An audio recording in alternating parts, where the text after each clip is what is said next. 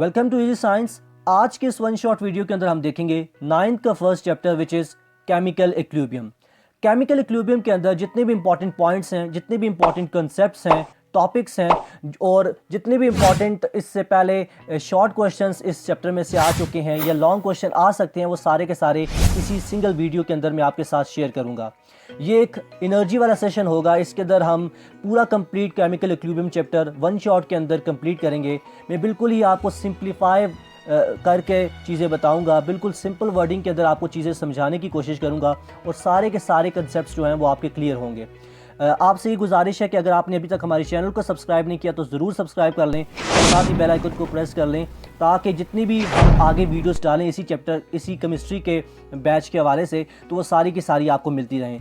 आप जानते हैं कि हमने जो यकीन बैच के नाम से एक जो बैच है वो लॉन्च किया है, उसकी ये पहली वीडियो है जो कि हम आपके साथ शेयर कर रहे हैं। इस वीडियो के अंदर केमिकल इक्विलिब्रियम को हम डिटेल के अंदर डिस्कस करेंगे। तो केमिकल इक्विलिब्रियम के हवाले से जो भी शॉर्ट नोट्स हैं जो आप देख रहे भी हैं, ये ऐसे हैंड रिटन नोट्स जो होंगे वो आपको मिल जाएंगे। डिस्क्रिप्शन बॉक्स के अंदर लिंक भी मिल जाएगा। डिस्क्रिप्शन के अंदर ही व्हाट्सएप ग्रुप का लिंक भी होगा, टेलीग्राम ग्रुप का भी लिंक होगा। आप उन दोनों को ज्वाइन कर लें क्योंकि वहाँ पर अपडेट्स भी आपको दी जाएंगी और जितने भी इंपॉर्टेंट नोट्स होंगे, गेस्ट पेपर होंगे या MCQs प्रैक्टिस करने के लिए जो आपको दिए जाएंगे वो सारे के सारे उन्हीं ग्रुप्स के अंदर दिए जाएंगे। तो वो मस्ट आप उन ग्रुप्स को ज्वाइन कर लें, आपको बहुत ही ज़्यादा फ़ायदा देंगे इन लास्ट 20 to 25 डेज़ के अंदर। तो बगैर वक्त ज़ाया किए हुए हम अपने टॉपिक की तरफ आते हैं, चैप्टर को स्टार्ट करते हैं। तो जैसा कि आप नाम के अंदर देख रहे हैं केमिकल इक्विलिब्रियम, इस चैप्टर के अंदर हम केमिकल इक्विलिब्रियम के हवाले से बातें करेंगे और इससे रिलेटेड जितनी भी चीज़ें हैं, टॉपिक्स हैं, उन सबको क्लियर करेंगे। सबसे पहले हम पढ़ते हैं, देखते हैं केमिकल इक्विलिब्रियम क्या है। तो देखिए, इसके लिए आपको दो चीज़ें पता होनी चाहिए, बेसिक जो चीज़ें हैं वो आपको पता होनी चाहिए। अगर हम वाटर की बात करें तो आप जानते हैं वाटर अगर लिक्विड फॉर्म के अंदर है तो ये कन्वर्ट हो सकता है। अगर हम इसको हीट देंगे तो बॉइलिंग पॉइंट पर जाकर ये किसके अंदर कन्वर्ट होना स्टार्ट हो जाएगा, वेपर्स के अंदर कन्वर्ट हो स्टार्ट हो जाएगा। और वेपर्स जो होते हैं वो गैस स्टेट के अंदर होते हैं। और इससे अगर लिक्विड फॉर्म से भी पीछे चले जाएं तो वाटर जो होता है वो किस फॉर्म के अंदर होता है, आइस की फॉर्म के अंदर होता है, सॉलिड स्टेट के अंदर होता है। अब ऐसा प्रोसेस जिसमें जो वाटर है आइस फॉर्म से लिक्विड फॉर्म के अंदर आता है, इस प्रोसेस को हम क्या बोलते हैं, melting point of that water. यानी मेल्टिंग पॉइंट पर जब आइस पहुंचती है अपने, तो वो मेल्ट कर जाती है और वो सॉलिड फॉर्म से कहाँ पर आ जाती है, वो वाटर फॉर्म के अंदर आ जाती है। इस पॉइंट को हम क्या बोलते हैं, मेल्टिंग पॉइंट बोलते हैं। यानी ऐसा टेम्परेचर जहाँ पर जो सॉलिड आइस होती है वो लिक्विड के अंदर, लिक्विड वाटर के अंदर कन्वर्ट हो जाती है। तो पहली चीज़ तो आपको ये क्लियर होनी चाहिए। इसी तरह से इसी को हम रिवर्स में देखें कि जब वाटर जो है वो कन्वर्ट हो जाता है इनटू अ आइस, इस प्रोसेस को हम बोलते हैं फ्रीजिंग पॉइंट। क्या बोलते हैं, यहाँ पर मैं लिख देता हूँ इसको नीचे करके, इसको हम बोलते हैं फ्रीजिंग पॉइंट। फ्रीजिंग पॉइंट ऐसा पॉइंट होता है, वो टेम्परेचर होता है जहाँ पर जब वो टेम्परेचर पहुँचता है तो वो लिक्विड जो होता है वो कन्वर्ट हो जाता है इनटू अ आइस। जैसे हम वाटर के केस के अंदर बात करें तो इसका जो फ्रीजिंग पॉइंट होता है वो 0 डिग्री सेंटीग्रेड होता है। मीन्स जैसे ही 0 डिग्री सेंटीग्रेड पर टेम्परेचर पहुँचता है तो वो जो लिक्विड फॉर्म के अंदर वाटर होता है वो स्टार्ट होने लग जाता है कन्वर्टेड इनटू अ आइस, वो कन्वर्ट होना स्टार्ट होने लग जाता है आइस के अंदर। सिमिलरली अगर हम बात करें तो वाटर जो लिक्विड फॉर्म के अंदर है, जब ये जाता है किसके अंदर, वेपर फॉर्म के अंदर जाता है, मींस गैस के अंदर कन्वर्ट होता है, तो इस प्रोसेस को हम बोलते हैं एवापोरेशन। क्या बोलते हैं, या इसको दूसरे सेंस में हम बोल सकते हैं वेपोराइजेशन। क्या बोल सकते हैं, vaporisation. Vaporisation means the formation of vapours. जब भी लिक्विड वाटर कन्वर्ट होता है वेपर्स के अंदर तो उस प्रोसेस को हम बोलते हैं वेपोराइजेशन। और सिमिलरली अगर ये जो गैस के मॉलिक्यूल्स हैं वाटर के, ये जो वेपर्स हैं, अगर ये दोबारा से लिक्विड फॉर्म के अंदर आ जाएंगे तो इस प्रोसेस को हम बोलते हैं कंडेंसेशन। क्या बोलते हैं, कंडेंसेशन बोलते हैं। तो ये बेसिक कंसेप्ट्स जो हैं वो आपको पहले क्लियर होने चाहिए केमिकल इक्विलिब्रियम समझने के लिए। अब जहाँ पर जो मैंने ये आपको नज़र आ रहे हैं, जो मैंने डबल हेडेड एरोस डाले हैं, ये जो शो होते हैं एरोस, ये इक्विलिब्रियम को शो करते हैं। अब इक्विलिब्रियम क्या है, जब इक्विलिब्रियम आप सारा समझ जाएंगे तो ये एरोस भी आपको समझ आ जाएंगे ये क्यों मैंने यहाँ पर डाले हैं। तो सिंपली यहाँ पर ये स्टार्टिंग के अंदर आप याद रखें कि मेल्टिंग पॉइंट क्या होता है, फ्रीजिंग पॉइंट क्या होता है, वेपोराइजेशन क्या होती है और कंडेंसेशन क्या होती है। अब जब भी हम केमिकल इक्विलिब्रियम की बात करते हैं तो केमिकल इक्विलिब्रियम जो है वो किसी भी मैटर के दो स्टेट्स के दरमियान टू टाइप्स ऑफ यानी स्टेट्स ऑफ मैटर के दरमियान जो है वो पाया जाने वाला रिलेशन कहलाता है। जैसे अगर फॉर एग्जांपल हम केमिकल इक्विलिब्रियम को जो डिस्कस करेंगे वो वाटर की लिक्विड फॉर्म और वाटर की जो वेपर फॉर्म है, इन दोनों के दरमियान जो रिलेशनशिप होगा उसके हवाले से हम डिस्कस करेंगे और इसके हवाले से हम इक्विलिब्रियम की बात करेंगे। तो पहली चीज़ तो आपको ये चीज़ क्लियर होनी चाहिए। अब यहाँ पर डायग्राम के अंदर आ जाते हैं। ये डायग्राम के अंदर मैंने यहाँ पर क्लोज कंटेनर लिया है, आप देख सकते हैं। इस क्लोज कंटेनर के अंदर मैंने क्या लिया है, वाटर लिया है। लिक्विड फॉर्म के अंदर ये आपको वाटर नजर आ रहा है। अब जैसे ही इसको हम कांस्टेंट टेम्परेचर देते हैं, कांस्टेंट टेम्परेचर पर हमने इस लिक्विड वाटर को रखा हुआ है, तो बिगिनिंग के ऊपर क्या होगा कि ये जो वाटर के मॉलिक्यूल्स होंगे ये एनर्जी लेकर कहाँ पर किस में कन्वर्ट हो जाएंगे, ये वेपर्स के अंदर कन्वर्ट होना स्टार्ट हो जाएंगे। और इस प्रोसेस को हम क्या बोलेंगे, वेपोराइजेशन बोलेंगे। कि मैं आपको पहले भी बता चुका हूं कि वेपर्स के बनने के प्रोसेस को हम क्या बोलते हैं, वेपोराइजेशन बोलते हैं। तो स्टार्टिंग के अंदर क्या होता है कि जब जैसे ही ये रिएक्शन स्टार्ट होता है, जैसे ही इन वाटर मॉलिक्यूल्स को हीट मिलती है, क्योंकि कंसंट्रेशन ऑफ जो लिक्विड मॉलिक्यूल्स हैं वो ज़्यादा होते हैं, तो लिहाजा यहाँ पर जो फॉरवर्ड रिएक्शन होता है, जो रेट ऑफ रिएक्शन होता है वो फास्ट होता है और ज़्यादा से ज़्यादा यहाँ पर क्या बनने लग जाते हैं, वेपर्स बनने लग जाते हैं। लेकिन जैसे जैसे टाइम गुजरने लगता है तो एक वक्त ऐसा आता है कि ये जो वेपर्स बन रहे होते हैं ऊपर इसी कंटेनर के अंदर, वो दोबारा से कंडेंस बैक होना स्टार्ट कर देते हैं। मींस वो दोबारा से लिक्विड फॉर्म के अंदर आना स्टार्ट कर देते हैं। इस प्रोसेस को हम बोलते हैं कंडेंसेशन। क्या बोलते हैं, कंडेंसेशन बोलते हैं। अब इक्विलिब्रियम कौन सी स्टेज होती है उसको थोड़ा सा आप समझें। यहां पर पहले मैंने ये नीचे लिखी है, ये चीज़ देख लें कि लिक्विड जो था वो पहले किस फॉर्म के अंदर था, वाटर जो था वो लिक्विड फॉर्म के अंदर था। जैसे ही इसकी एवापोरेशन हुई, जैसे ही हीट मिली और इसने वेपर्स बनाने स्टार्ट किए, तो ये वेपर फॉर्म के अंदर चला गया, गैस फॉर्म के अंदर चला गया। और जब कुछ देर के बाद जैसे जैसे टाइम गुजरता गया, तो जब वेपर्स की अमाउंट भी बढ़ती गई, तो वही वेपर्स देन कंडेंस बैक होने लगे और उन्होंने क्या बना दिया, उन्होंने लिक्विड फॉर्म के अंदर वाटर को अगेन बना लिया। तो ये चीज़ आपको यहाँ पर समझ आ गई। अब यहाँ पर थोड़ा सा हम जो थ्योरेटिकल चीज़ें हैं वो थोड़ी सी समझने की कोशिश करते हैं। जब time t is equal to 0 था, तो फॉर एग्जांपल मैं कहता हूँ कि जो वाटर के लिक्विड फॉर्म के अंदर मॉलिक्यूल्स थे वो 100 मॉलिक्यूल्स थे, और जो कन्वर्ट हुए उस वक्त यानी जो वेपर्स के अंदर मॉलिक्यूल्स थे, यहाँ पर मैं ऊपर भी लिख भी देता हूँ, ये लिक्विड फॉर्म है और ये वेपर फॉर्म है। तो वेपर के अंदर टाइम जब 0 था तो उस वक्त वेपर्स भी क्या थे, 0 थे। मींस कोई भी प्रोडक्ट नहीं बना था, कोई भी वेपर्स नहीं बने थे जब हमने इनिशियली स्टार्ट किया। लेकिन जैसे ही टाइम गुजरता गया, लेट्स सपोज कि 10 सेकंड गुजरे, तो 10 सेकंड के बाद ये आप देखेंगे कि जो रेट ऑफ रिएक्शन है वो ज़्यादा फास्ट होगा, और ये जो पहले 100 मॉलिक्यूल्स थे वाटर के, वो अब 70 रह जाएंगे, और जो वेपर्स के मॉलिक्यूल हैं वो 30 मॉलिक्यूल्स हो जाएंगे। और फिर टाइम गुजरेगा जैसे जैसे, अगर फॉर एग्जांपल 15 सेकंड होते हैं तो ये मॉलिक्यूल्स जो हैं वो 60 रह जाएंगे, और ये जो मॉलिक्यूल्स होंगे वो कितने हो जाएंगे, ऐसे 40 हो जाएंगे। इस तरह से आप जैसे जैसे इस रिएक्शन को प्रोसीड करेंगे, हीट मिलती रहेगी लिक्विड वाटर को, तो करते करते क्या होता है कि एक ऐसा पॉइंट आता है, एक ऐसा टाइम आता है कि जब जो लिक्विड का वेपर के अंदर जाना होता है, मींस फॉर एग्जांपल मैं कहूं कि एक ऐसा पॉइंट आता है कि जिस वक्त जो लिक्विड के मॉलिक्यूल्स की अमाउंट होती है और जो वेपर्स के मॉलिक्यूल की अमाउंट होती है वो कांस्टेंट हो जाती है। मींस मैं कहता हूं कि एक टाइम ऐसा है जैसे 20 सेकंड आए जहां पर जाकर जो लिक्विड की अमाउंट थी वो 55 मॉलिक्यूल्स रह गए, और जो वेपर्स की मॉलिक्यूल्स थे वो 45 रह गए। इसके बाद जितना भी टाइम गुजरेगा, टेम्परेचर बेशक कांस्टेंट रहे, उस क्योंकि टेम्परेचर हमेशा आपने कांस्टेंट लेना है, तो ये अमाउंट जो है वो चेंज नहीं होगी। ये अमाउंट चेंज होने से मुराद ये है कि अगर दो मॉलिक्यूल जो हैं वो लिक्विड से वेपर्स के अंदर जाएंगे, तो दो ही मॉलिक्यूल जो है दोबारा से कंडेंस बैक होकर के इसके अंदर आ जाएंगे, लिक्विड फॉर्म के अंदर आ जाएंगे।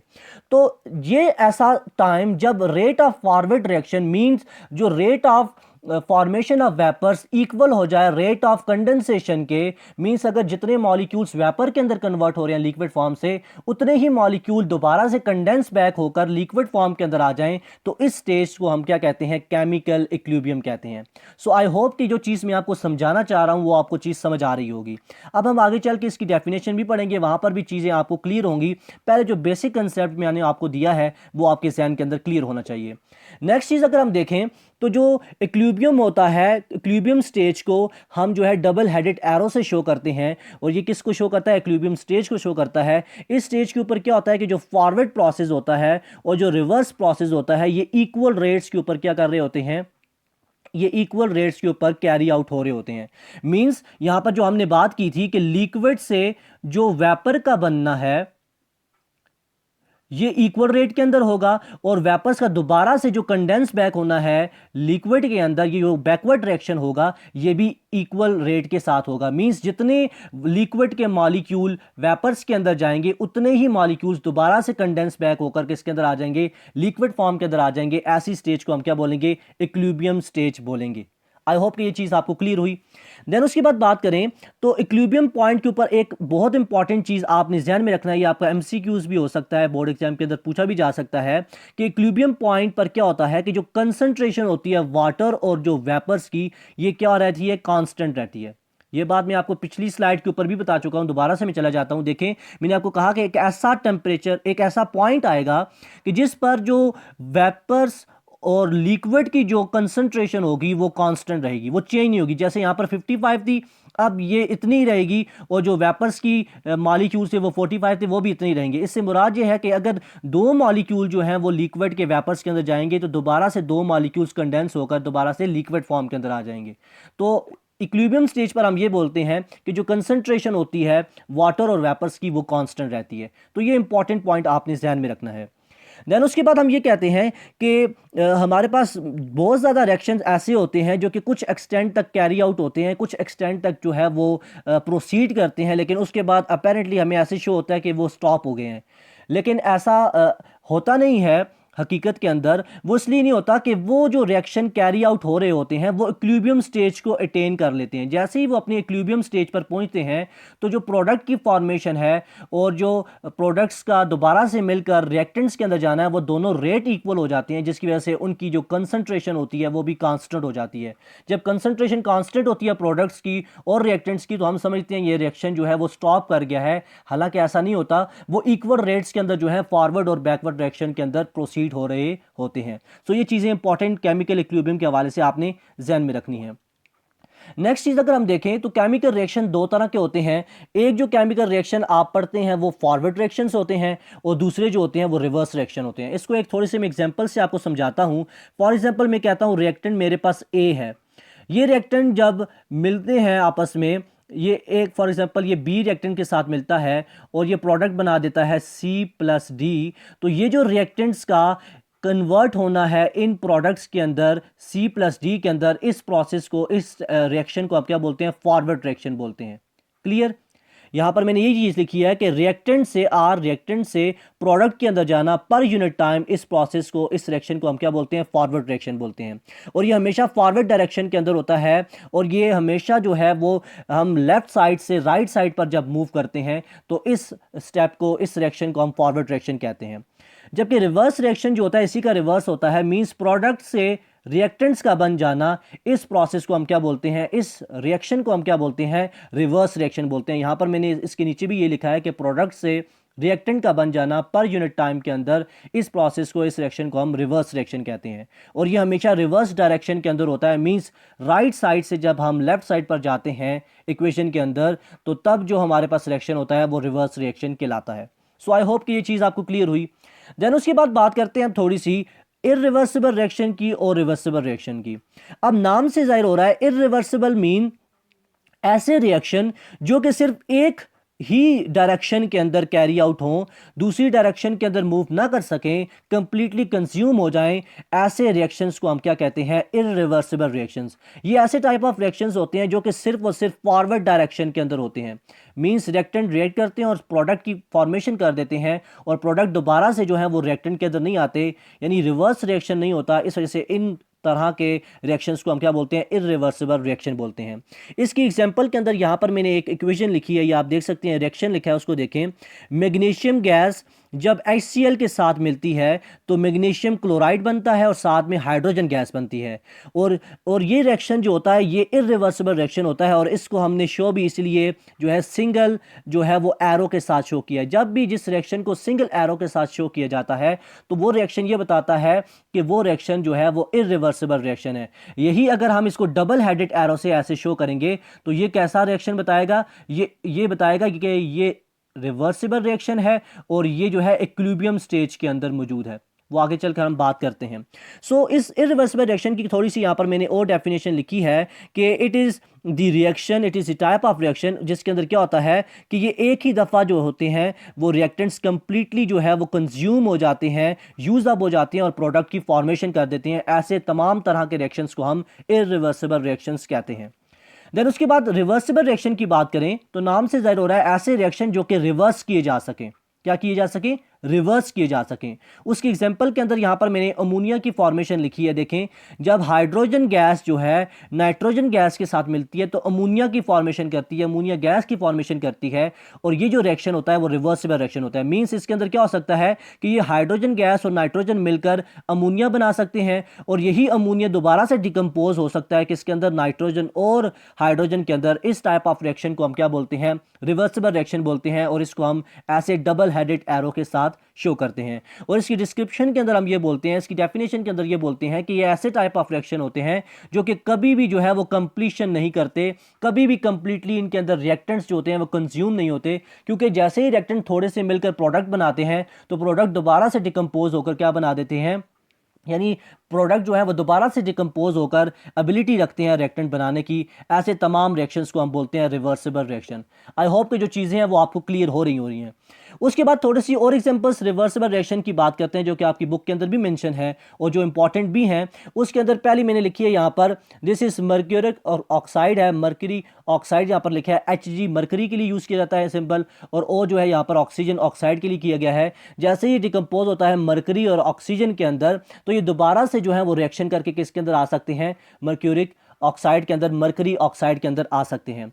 अब इससे रिलेटेड जो एक एक्सपेरिमेंट है लैब के अंदर वो भी मैंने परफॉर्म किया आप लोगों के लिए, वो भी आपको मैं शो करवा देता हूँ, वो भी आप देख सकते हैं।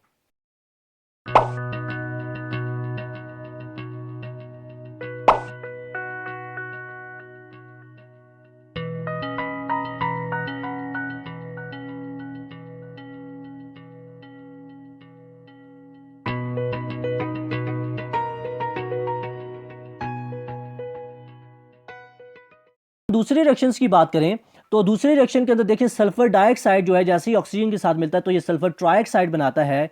SO3 जो है सल्फर ट्राइऑक्साइड का फार्मूला है, और ये दोबारा से एबिलिटी रखते हैं कि ये डिकम्पोज हो सकते हैं किसके अंदर? ऑक्सीजन और सल्फर डाइऑक्साइड के अंदर। तो ये टाइप ऑफ रिएक्शन भी जो है कोई ऐसे रिएक्शन है रिवर्सिबल रिएक्शंस हैं। लास्ट यहाँ पर मैंने रिएक्शन लिखा है कि जब हाइड्रोजन गैस आयोडीन के साथ मिलती है तो हाइड्रोजन आयोडाइड बनता है। ये भी एक रिवर्सिबल रिएक्शन की ही एग्जांपल है। तो ये कम से कम आपको दो ऐसे रिएक्शंस जो कि रिवर्सिबल रिएक्शन है वो आपके ज़हन के अंदर होने चाहिए। और ये जो क्वेश्चन है यहाँ पर मैं लिख भी देता हूँ कि differentiate between reversible and irreversible reactions. ये बहुत इंपॉर्टेंट क्वेश्चन है आपके शॉर्ट के लिए, ये शॉर्ट के अंदर आ सकता है, लिहाजा इसको आपने अच्छे तरीके से जो है वो समझना है, याद करना है। सो दोनों चीज़ें मैं आपको समझा चुका हूं, बता चुका हूं। अब ये तो चीज़ होगी, अब हम थोड़ी सी केमिकल इक्विलिब्रियम की डेफिनेशन के ऊपर आ जाते हैं। तो केमिकल इक्विलिब्रियम के बारे में जो जर्नल कंसेप्ट था वो मैंने आपको दिया। अब यहाँ पर क्या डेफिनेशन लिखता है कि केमिकल इक्विलिब्रियम के अंदर जो रिएक्शन हम लेते हैं वो हमेशा कैसा होता है? रिवर्सिबल रिएक्शन होता है। क्योंकि हमने केमिकल इक्विलिब्रियम के अंदर यही बात की कि लिक्विड फॉर्म जो है वो वेपर्स के अंदर जाएगी, और वेपर्स जो है दोबारा से कंडेंस बैक होकर आ जाएंगे लिक्विड फॉर्म के अंदर। तो ये एक आप देख रहे हैं रिवर्सिबल रिएक्शन है जिसमें फॉरवर्ड डायरेक्शन के अंदर भी रिएक्शन हो रहा है और रिवर्स डायरेक्शन के अंदर भी रिएक्शन हो रहा है। इसलिए ये बात ध्यान में रखनी है कि जब भी हम इक्विलिब्रियम की बात करेंगे तो रिएक्शन हम कैसा लेंगे? रिवर्सिबल रिएक्शन लेंगे। कभी भी इक्विलिब्रियम जो है इरिवर्सिबल रिएक्शन के अंदर स्टैब्लिश नहीं हो सकता, अटेन नहीं हो सकता। ये इंपॉर्टेंट पॉइंट भी आपने ध्यान में रखना है। अच्छा, अब इक्विलिब्रियम पॉइंट पर क्या होता है कि when rate of forward reaction equals the rate of reverse reaction and the concentration of its product and reactants are constant, this point is known as chemical equilibrium। यानी केमिकल इक्विलिब्रियम एक ऐसा point होता है reversible reaction के अंदर कि जहां पर जो रेट ऑफ फॉरवर्ड रिएक्शन होता है, यानी जो कंसंट्रेशन ऑफ प्रोडक्ट्स होती है, और जो रेट ऑफ रिवर्स रिएक्शन होता है, जो कंसंट्रेशन ऑफ रिएक्टेंट्स होती है, वो कांस्टेंट हो जाते हैं, इक्वल हो जाते हैं। ऐसे पॉइंट को हम क्या कहते हैं? इक्विलिब्रियम पॉइंट कहते हैं। ये आपको चीज़ अच्छे तरीके से समझ आनी चाहिए। अच्छा, ये बात थोड़ी सी कंफ्यूज कर जाते हैं स्टूडेंट्स कि जो प्रोडक्ट और रिएक्टेंट की कंसंट्रेशन होती है वो इक्वल नहीं होती। ये बात ध्यान में रखनी है, कभी भी इक्वल नहीं होती बल्कि कांस्टेंट हो जाती है। कांस्टेंट होने से मुराद ये है कि अगर 2 मॉलिक्यूल्स या 5 मॉलिक्यूल्स जो हैं वो लिक्विड से वेपर्स के अंदर जाते हैं तो 5 ही मॉलिक्यूल्स दोबारा से कंडेंस बैक होकर किसके अंदर आ जाते हैं, लिक्विड के अंदर आ जाते हैं। तो जो ओवरऑल इनकी कंसंट्रेशन रहती है वो कांस्टेंट रहती है। लेकिन ऐसा भी हो सकता है कि फॉर एग्जांपल यहाँ पर लिक्विड के मॉलिक्यूल्स 40 हों और वेपर्स के मॉलिक्यूल 60 हों और जो इक्विलिब्रियम स्टेज है वो स्टैब्लिश हो जाए, अटेन हो जाए। तो ये आप देख रहे हैं दोनों डिफरेंट वैल्यूज़ हैं। तो ये वैल्यूज़ कभी भी इनकी कंसंट्रेशन की इक्वल नहीं हो सकती, हमेशा क्या रहेगी, कांस्टेंट रहेगी। ये बात आपने अच्छी तरीके से समझनी है। नेक्स्ट चीज़ हम देखते हैं ग्राफिकल रिप्रेजेंटेशन। अब हम किस तरह से ग्राफिकली जो है इसको एक्सप्लेन कर सकते हैं इस केमिकल इक्विलिब्रियम को, डायनेमिक इक्विलिब्रियम को। अच्छा, ये बात भी थोड़ी सी मैं आपको बता देता हूं। इक्विलिब्रियम दो तरह के होते हैं, एक को हम बोलते हैं स्टैटिक इक्विलिब्रियम और एक को हम बोलते हैं डायनेमिक इक्विलिब्रियम। डायनेमिक इक्विलिब्रियम ऐसा होता है जिसमें रेट ऑफ फॉरवर्ड डायरेक्शन और रेट ऑफ बैकवर्ड डायरेक्शन जो है वो इक्वल रेट्स के साथ हो रहे होते हैं और वो उनके अंदर मूवमेंट होती है, तो उसको हम डायनेमिक मूवमेंट इक्विलिब्रियम कहते हैं। और स्टैटिक इक्विलिब्रियम ऐसे होते हैं जो कि एक पॉइंट पर जाकर क्या कर जाते हैं, रुक जाते हैं, उनको हम स्टैटिक इक्विलिब्रियम कहते हैं। सो ये चीज़ भी आपको पता होनी चाहिए। अच्छा, अब थोड़ी सी आगे हम चलते हैं, चीज़ें बात डिस्कस करते हैं। यहाँ पर एक एग्जांपल लें आप कि हम एक ए हमारे पास रिएक्टेंट है, वो जब रिएक्ट करता है बी रिएक्टेंट के साथ और वो प्रोडक्ट बनाता है C+D। अब ये बात ध्यान में रखें कि जब हम लेफ्ट साइड पर कोई चीज़ लिखते हैं तो वो हमारे पास क्या होते हैं, रिएक्टेंट्स होते हैं। इसी तरह से जो हम राइट साइड पर चीज़ें लिखते हैं वो हमारे पास क्या होते हैं, प्रोडक्ट्स होते हैं। ये चीज़ आपको समझ आ रही है इक्वेशन से। और ये जो एरो होता है वो बताता है कि ये रिएक्शन जो है रिवर्सिबल है या इरिवर्सिबल है। और आप लोग मुझे बताएं ये कौन सा रिएक्शन है। बिल्कुल, बहुत अच्छे। ये जो रिएक्शन है ये हमारे पास कैसा है, ये रिवर्सिबल रिएक्शन है। क्यों रिवर्सिबल रिएक्शन है, क्योंकि इसको हमने डबल हेडेड एरो के साथ शो किया है। सो ये चीज़ आपको क्लियर हुई। अब इसके अंदर क्या हो रहा है, इनिशियल स्टेज के अंदर क्या हो रहा है, स्टार्ट के अंदर क्या हो रहा है कि जो ए और बी रिएक्टेंट्स हैं वो आपस में, यानी उनकी जो अमाउंट है वो हमने सेम ली है, वो मैक्सिमम अमाउंट के अंदर मौजूद हैं। और जो सी और प्लस डी हैं ये जीरो अमाउंट के अंदर, यानी मैं यहाँ पर लिख देता हूँ कि ए की अमाउंट मैक्सिमम हमने ली हुई है फॉर एग्जांपल, बी की अमाउंट भी मैक्सिमम है एट द स्टार्ट जब रिएक्शन प्रोसीड नहीं कर रहा, और सी और डी जो है यानी जो प्रोडक्ट की कंसंट्रेशन है वो जीरो है। ये बात आपको समझ आ रही है। लेकिन जैसे जैसे टाइम गुजरता है, टाइम पास होता है, तो जो ए की अमाउंट होती है वो डिक्रीज होने लग जाती है, बी की अमाउंट भी डिक्रीज होने लग जाती है। इससे मुराद ये है कि रिएक्टेंट्स जो होते हैं वो कंज्यूम होने स्टार्ट हो जाते हैं और वो एक दूसरे के साथ मिलकर प्रोडक्ट की फॉर्मेशन करने लग जाते हैं। इसलिए रिएक्टेंट की जो कंसंट्रेशन होती है, जो अमाउंट होती है वो कम होने लग जाती है, जबकि जो C+D मींस प्रोडक्ट की अमाउंट है वो इंक्रीज होने लग जाती है, बढ़ने लग जाती है। ये बात आपको समझ आ रही है। और एक ऐसा पॉइंट आता है जहां पर जो रेट ऑफ फॉरवर्ड रिएक्शन होता है, मींस रिएक्टेंट आपस में मिलकर प्रोडक्ट की फॉर्मेशन करना, इसका जो रेट होता है वो इक्वल हो जाता है रेट ऑफ रिवर्स रिएक्शन के, मींस प्रोडक्ट का दोबारा से मिलकर रिएक्टेंट की फॉर्मेशन करना। ये दोनों रेट क्या हो जाते हैं, इक्वल हो जाते हैं। और जब ये रेट इक्वल होते हैं तो हम कहते हैं कि इक्विलिब्रियम कौन सा है, डायनेमिक इक्विलिब्रियम है। सो आई होप ये चीज़ आपको क्लियर हो रही है। आज थोड़ी सी बार बार मैं बात कर रहा हूँ रेट की, तो जिन बच्चों को रेट के बारे में नहीं पता, रेट ऑफ रिएक्शन, वो थोड़ा सा यहाँ पर मैं आपको गाइड कर देता हूँ, बता देता हूँ। रेट ऑफ रिएक्शन बोलते हैं decrease in the concentration of reactants per unit time is known as rate of reaction। rate of reaction को जो है वो हम इस तरह से शो करते हैं, concentration of for example reactants जो होते हैं वो कितने डिक्रीज हो रहे हैं पर यूनिट टाइम के, उसको हम इस इक्वेशन के साथ शो करते हैं। सो ये रेट ऑफ रिएक्शन से मुराद ये होता है कि कितने टाइम के अंदर, कितने यूनिट टाइम के अंदर जो अमाउंट ऑफ रिएक्टेंट्स है वो कितनी कम हुई है, वो रेट कहलाती है। अब जब rate of forward reaction means जो फॉरवर्ड रिएक्शन के अंदर जो रिएक्शन प्रोसीड कर रहा है उसके रिजल्ट के अंदर कितनी अमाउंट ऑफ जो रिएक्टेंट्स है वो कम हो रही है, और रेट ऑफ जो बैकवर्ड डायरेक्शन है मींस बैकवर्ड डायरेक्शन के अंदर जो अमाउंट ऑफ प्रोडक्ट कम हो रही है, जब दोनों इक्वल हो जाते हैं तो वो पॉइंट हमारे पास क्या कहलाता है, डायनेमिक इक्विलिब्रियम कहलाता है। सो आई होप ये चीज़ आपको क्लियर हुई। अब इसको हम ग्राफिकली जो है यहाँ पर समझने की कोशिश करते हैं।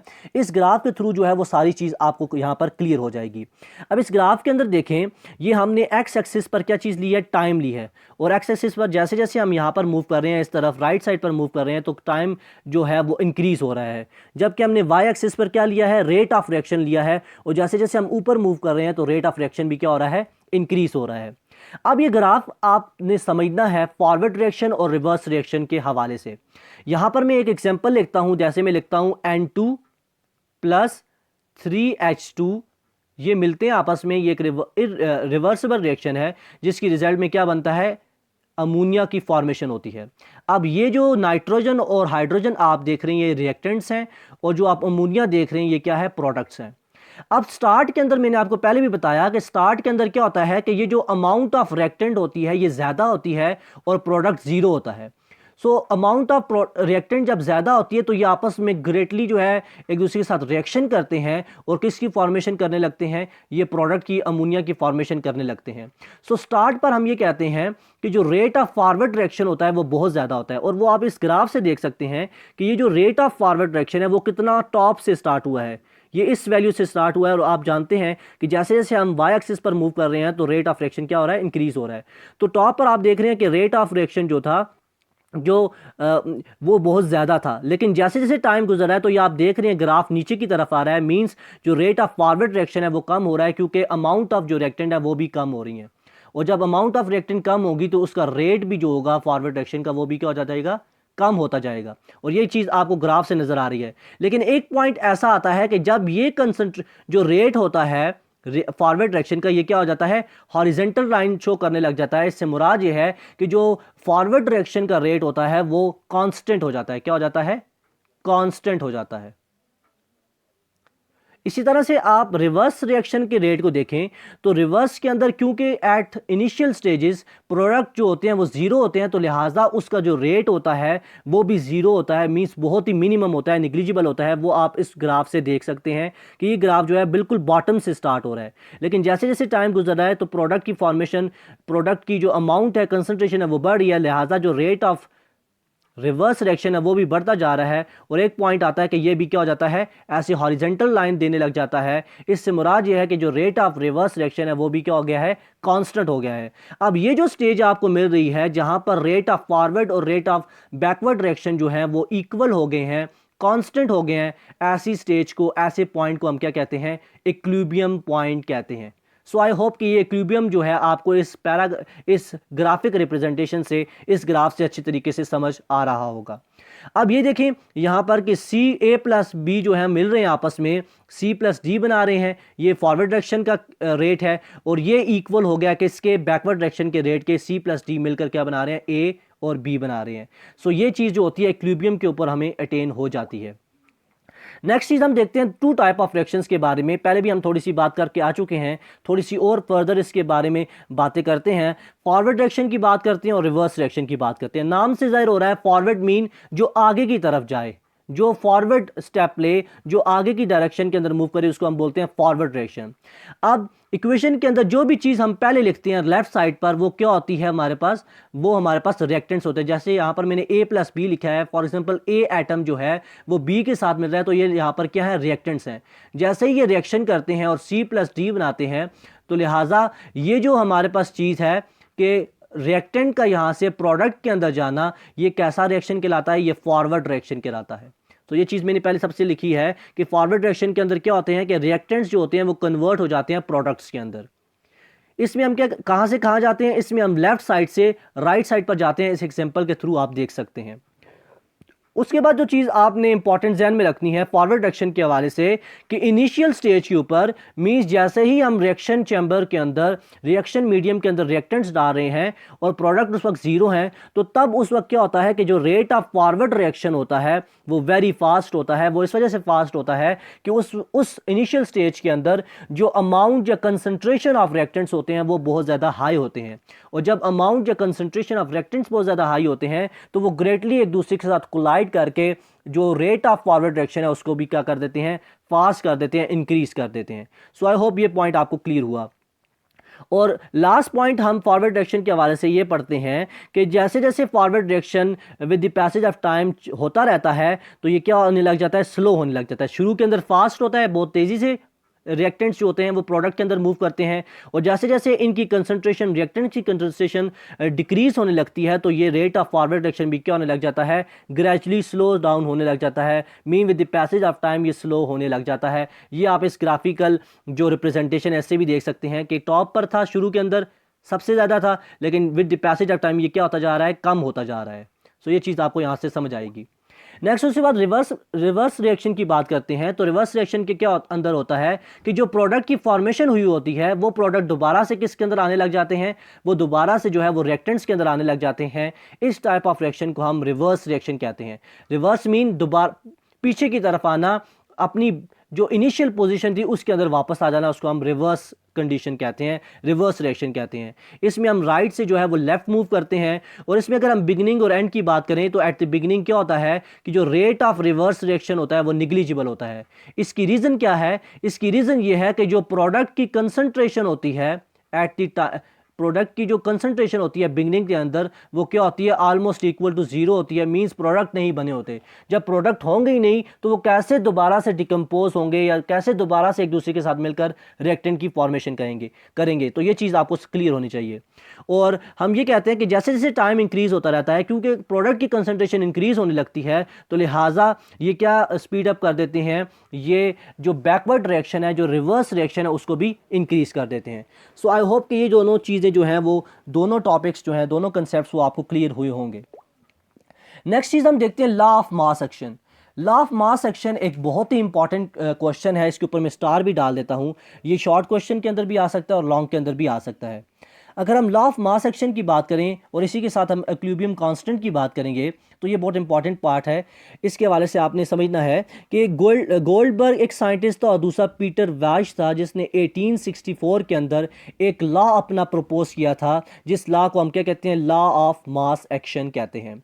इस लॉ ऑफ मास एक्शन के मुताबिक क्या था, इसने एक जर्नल डिस्क्रिप्शन दी थी केमिकल इक्विलिब्रियम कंडीशन के लिए बहुत ज़्यादा रिएक्शंस को स्टडी करने के बाद, और इसने रिलेशन दिया था बिटवीन किसके, बिटवीन कंसंट्रेशन के reactants and products at equilibrium. यानी इक्विलिब्रियम के अंदर इसने इक्विलिब्रियम पॉइंट पर जो कंसंट्रेशन ऑफ रिएक्टेंट्स और प्रोडक्ट के दरमियान जो रिलेशनशिप था वो किस लॉ ने दिया था, लॉ ऑफ मास एक्शन ने दिया था। सो अब इसकी यहाँ पर स्टेटमेंट हम पढ़ लेते हैं। स्टेटमेंट इसकी क्या है, the rate or speed of chemical reaction is directly proportional to the product of the molar concentration of reactant species। Means इस डेफिनेशन से मुताबिक क्या है कि कोई भी जो केमिकल रिएक्शन कैरी आउट हो रहा है उसकी जो स्पीड है, उसका जो डिकम्पोज होना है, मीन्स उसका जो फॉरवर्ड डायरेक्शन के अंदर मूव करना है, अगर रिएक्टेंट से हम प्रोडक्ट की तरफ जा रहे हैं तो उसका जो रेट है वो डायरेक्टली प्रोपोर्शन होता है किसके, product of molar concentration of reactant species के। मींस जो रिएक्टेंट स्पीशीज़ हैं, जो रिएक्टेंट्स हैं, उनके मोलर कंसंट्रेशन के प्रोडक्ट के इक्वल होता है। अब ये थोड़ी सी आपको कॉम्प्लिकेटेड लग रही होगी, लेकिन जैसे ही मैं इसकी यहाँ पर एग्जांपल के थ्रू इसकी मैं मैथमेटिकल फॉर्म लिखूंगा तो ये सारी बात आपको अच्छे तरीके से समझ आ जाएगी। अभी सिर्फ आप इस जो स्टेटमेंट है उसको एक दफ़ा पढ़ लें मेरे साथ। अब यहाँ पर एक लफ्ज़ आया एक्टिव मास। एक्टिव मास से क्या मुराद है, active mass mean concentration of, यहां पर मैं कंसंट्रेशन को शॉर्ट लिखता हूं CON से, concentration of reactants and products in mole per decimetre cube for a dilute solution. और इस चीज़ को हम क्या बोलते हैं, इस चीज़ को हम एक्टिव मास कहते हैं। सो एक्टिव मास एक्चुअली क्या होता है, it is the concentration of reactants and products in mole per decimetre cube for a dilute solution. इस चीज़ को हम किससे रिप्रेजेंट करते हैं, एक्टिव मास से रिप्रेजेंट करते हैं। और ये चीज़ आपने अच्छे तरीके से समझनी है कि जो एक्टिव मास होता है, जो कंसंट्रेशन ऑफ रिएक्टेंट्स और प्रोडक्ट्स होते हैं, उसको ऐसे हम स्क्वायर ब्रैकेट के अंदर लिखते हैं। ये भी हम थ्रू एग्जाम्पल जो है इसको समझते हैं तो ये सारी चीज़ आपको क्लियर हो जाएगी। एग्जाम्पल के तौर पर यहाँ पर मैंने रिएक्टेंट्स लिए हैं A प्लस B, जो कि आपस में रिएक्ट हो रहे हैं। ये रिवर्सिबल रिएक्शन है और क्या बन रहा है, C प्लस डी बन रहे हैं। अब रिवर्सिबल रिएक्शन इसलिए रखा है क्योंकि हम इक्विलिब्रियम कांस्टेंट की भी इसके अंदर बात करेंगे, इक्विलिब्रियम कांस्टेंट की जो डेरिवेशन है कांस्टेंट की वो भी करेंगे, उसकी एक्सप्रेशन की डेरिवेशन करेंगे। लिहाजा इक्विलिब्रियम के लिए जो रिएक्शन होना चाहिए वो कैसा होना चाहिए, रिवर्सिबल रिएक्शन होना चाहिए। इसलिए यहाँ पर हमने ये डबल हेडेड एरो शो किया है। ये हमें क्या बता रहा है, ये रिवर्सिबल रिएक्शन है। उसके बाद हम बात करें, सो लेट हम ये कहते हैं कि जो ए है, ये जो हमने ब्रैकेट के अंदर स्क्वायर ब्रैकेट के अंदर ए लिखा है, ये यहां पर क्या शो कर रहा है, ये शो कर रहा है एक्टिव मास और मोलर कंसंट्रेशन भी हम कह सकते हैं, क्योंकि हम एक्टिव मास को कैसे डिफाइन करते हैं कि ये कंसंट्रेशन ऑफ रिएक्टेंट और प्रोडक्ट्स जो होते हैं मोल पर डेसीमीटर क्यूब के अंदर होते हैं, तो उसको हम मोलर कंसंट्रेशन भी कह सकते हैं। So molar concentration of A. Similarly जो ब्रैकेट के अंदर हमने बी लिखा है, this is the active mass और molar concentration of B. Similarly जो सी है ब्रैकेट के अंदर वो रिप्रेजेंट कर रहा है एक्टिव मास और मोलर कंसंट्रेशन ऑफ सी। और इसी तरह से डी ब्रैकेट के अंदर जो लिखा है ये भी मोलर कंसंट्रेशन और मोलर एक्टिव मास ऑफ क्या बता रहा है, हमें डी बता रहा है, मींस डी जो प्रोडक्ट के अंदर बन रहे हैं उनके बारे में बता रहा है। So according to law of mass action, law of mass action क्या कहता है कि जो केमिकल रिएक्शन का रेट है वो किसके डायरेक्टली प्रोपोर्शन होता है, प्रोडक्ट ऑफ कंसंट्रेशन ऑफ या product of molar concentration of reactant species के होता है। अब इस रिएक्शन के अंदर आप देखो तो ए रिएक्टेंट जो है वो बी के साथ मिल रहा है, और लॉ ऑफ मास एक्शन ये कहता है कि जो रेट ऑफ रिएक्शन होगा वो रिएक्टेंट स्पीशीज के मोलर कंसंट्रेशन के प्रोडक्ट के इक्वल होगा। अब ये देखो, ये आर जो यहाँ पर मैंने लिखा है ये रेट ऑफ रिएक्शन को शो कर रहा है, और ये फॉरवर्ड इसलिए लिखा है क्योंकि ये रिएक्शन कहाँ पर मूव कर रहा है, ये फॉरवर्ड डायरेक्शन के अंदर मूव कर रहा है, मींस रिएक्टेंट से प्रोडक्ट की फॉर्मेशन हो रही है। सो लिहाजा जो रेट ऑफ फॉरवर्ड रिएक्शन होगा वो डायरेक्टली प्रोपोर्शन होगा किसके, इन ए रिएक्टेंट और बी रिएक्टेंट की मोलर कंसंट्रेशन की। और मैंने आपको बताया था जो एक्टिव मास है या मोलर कंसंट्रेशन है उसको हम ऐसे स्क्वायर ब्रैकेट के अंदर लिखते हैं, और वही यहां पर हमने काम किया है। ठीक है, अब ये आर जो फॉरवर्ड है means rate of forward reaction है, इसको हम आर एफ लिख सकते हैं। आर एफ यहां पर क्या रिप्रेजेंट कर रहा है, रेट ऑफ फॉरवर्ड रिएक्शन को रिप्रेजेंट कर रहा है। अब इस प्रोपोर्शनैलिटी के साइन को जब हम हटाएंगे कांस्टेंट के साइन के, तो यहां पर क्या आ जाएगा, के एफ आ जाएगा। This is the rate of forward, यानी ये जो के एफ हमारे पास आया है ये क्या है, रेट कांस्टेंट है। ये रेट कांस्टेंट है किसके लिए, फॉरवर्ड रिएक्शन के लिए। क्लियर है बात। सिमिलरली अगर हम आगे बात करें, अगर हम रिवर्स रिएक्शन जो है उसके रेट की बात करें, तो रिवर्स के अंदर क्या होगा, यहां पर मैं दोबारा से लिख देता हूं, ए प्लस बी मिलेंगे और बनाएंगे सी प्लस डी। हमने रेट ऑफ फॉरवर्ड रिएक्शन तो पढ़ लिया। अब ये जो प्रोडक्ट की फॉर्मेशन हुई है, अब जब ये प्रोडक्ट आपस में मिलेंगे, जब ये रिएक्टेंट स्पीशीज बनेंगी और दोबारा से रिएक्टेंट्स की जो फॉर्मेशन करेंगे, तो इनका जो रेट होगा वो किसकी इक्वल होगा, वो ये इक्वेशन बता रही है हमें according to law of mass action. तो रेट ऑफ रिवर्स रिएक्शन जो होगा वो डायरेक्टली प्रोपोर्शन हो जाएगा रिएक्टिंग स्पीशीज के मोलर कंसंट्रेशन के। और इस रिवर्स रिएक्शन के केस के अंदर रिएक्टिंग स्पीशीज कौन सी होती हैं, C plus D mean product होते हैं। सो लिहाजा हमने इसको क्या लिखा है, ब्रैकेट के अंदर सी लिखा है और स्क्वायर ब्रैकेट के अंदर डी लिखा है, इन दोनों के प्रोडक्ट को लिया है। सिमिलरली इस रिवर्स रेट ऑफ रिएक्शन को हम आर से रिप्रेजेंट कर सकते हैं, और अगर हम इसके प्रोपोर्शनैलिटी साइन को कांस्टेंट के साथ रिप्लेस करें तो वो आ जाएगा के आर। यहाँ पर क्या शो कर रहा है, this is the rate constant for reverse reaction. तो इसको याद करने के लिए आप क्या ध्यान में रख सकते हैं, इसको समझने के लिए कि किसी भी चीज़ के लिए हम किसके लिए यूज़ करते हैं, कि हम कांस्टेंट के यूज़ करते हैं। आपने फिजिक्स के अंदर पढ़ा होगा, केमिस्ट्री के अंदर भी बहुत जगहों पर देखा होगा कि जब भी हम प्रोपोर्शनैलिटी के साइन को कांस्टेंट से रिप्लेस करते हैं तो हमेशा वहाँ पर क्या आता है, के आता है। तो के यहाँ पर कांस्टेंट को शो कर रहा है, जबकि आर क्या शो कर रहा है कि ये जो कांस्टेंट है वो रिवर्स जो रेट है उसके रिवर्स रिएक्शन के रेट के कांस्टेंट के बारे में बात हो रही है। सो लिहाजा इसलिए हमने के आर लिखा है, और के एफ से मुराद ये है कि ये जो है वो कांस्टेंट है, रेट कांस्टेंट किसके लिए, फॉरवर्ड रिएक्शन के लिए, एफ से फॉरवर्ड। सो ये चीज़ें भी आपको साथ में क्लियर होनी चाहिए। अब जैसे ही इक्विलिब्रियम स्टेज आएगी तो इक्विलिब्रियम स्टेज के ऊपर आपको पता है कि जो रेट ऑफ फॉरवर्ड रिएक्शन होगा वो रेट ऑफ रिवर्स रिएक्शन की इक्वल हो जाएगा, मींस आर एफ जो है वो आर की इक्वल हो जाएगा, जिसको हम अगर मोलर कंसंट्रेशंस की या जो प्रोडक्ट वाली साइड पर चीज़ें थी उनको अगर हम लिखें तो के एफ स्क्वायर ब्रैकेट के अंदर a into square bracket b आ जाएगा। मीन्स ये जो वैल्यू थी, यहाँ पर मैं इनको मेंशन कर देता हूँ, देखें ये जो आपने पढ़ी थी यहाँ पर, ये इसको हम इक्वेशन 1 कह देते हैं, और ये जो आपने यहाँ पर की है this is equation 2। So according to equation 1 and 2 जब आप इसको पुट करेंगे आर एफ की वैल्यू को और आर आर की वैल्यू को, तो आपको ये एक इक्वेशन मिल जाएगी। जब इसी को हम फर्दर रीअरेंज करेंगे तो हमारे पास किसकी वैल्यू आ जाएगी, किसकी डेरिवेशन हो जाएगी, हमारे पास इक्विलिब्रियम कांस्टेंट की एक्सप्रेशन की डेरिवेशन हो जाएगी। और यही टॉपिक यहाँ पर शॉर्ट क्वेश्चन के अंदर भी आ सकता है और लॉन्ग के अंदर भी आ सकता है। वो कह सकता है आपको कि derive the expression for equilibrium constant. तो आप यही सारा काम करेंगे कि एक एग्जांपल लेंगे, जो जनरल एग्जांपल मैंने ली, उससे फिर आप forward rate of forward direction निकालेंगे, रेट ऑफ रिवर्स डायरेक्शन की एक्सप्रेशन निकालेंगे, और जब उन दोनों को आप रीअरेंज करेंगे तो आपके पास जो एक्सप्रेशन आएगी वो किसकी होगी, इक्विलिब्रियम कांस्टेंट की होगी।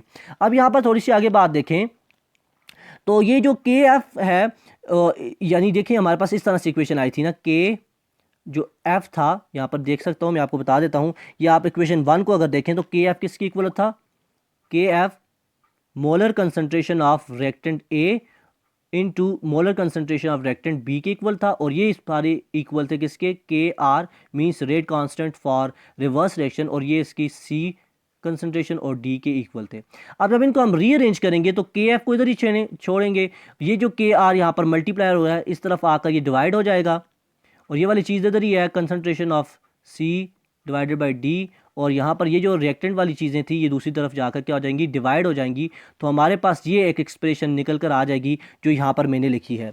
अब इस के एफ बाई के आर को हम क्या लिखते हैं, के सी लिखते हैं, और के सी हमारे पास क्या कहलाता है, this is the equilibrium constant. क्या है ये, इक्विलिब्रियम कांस्टेंट है।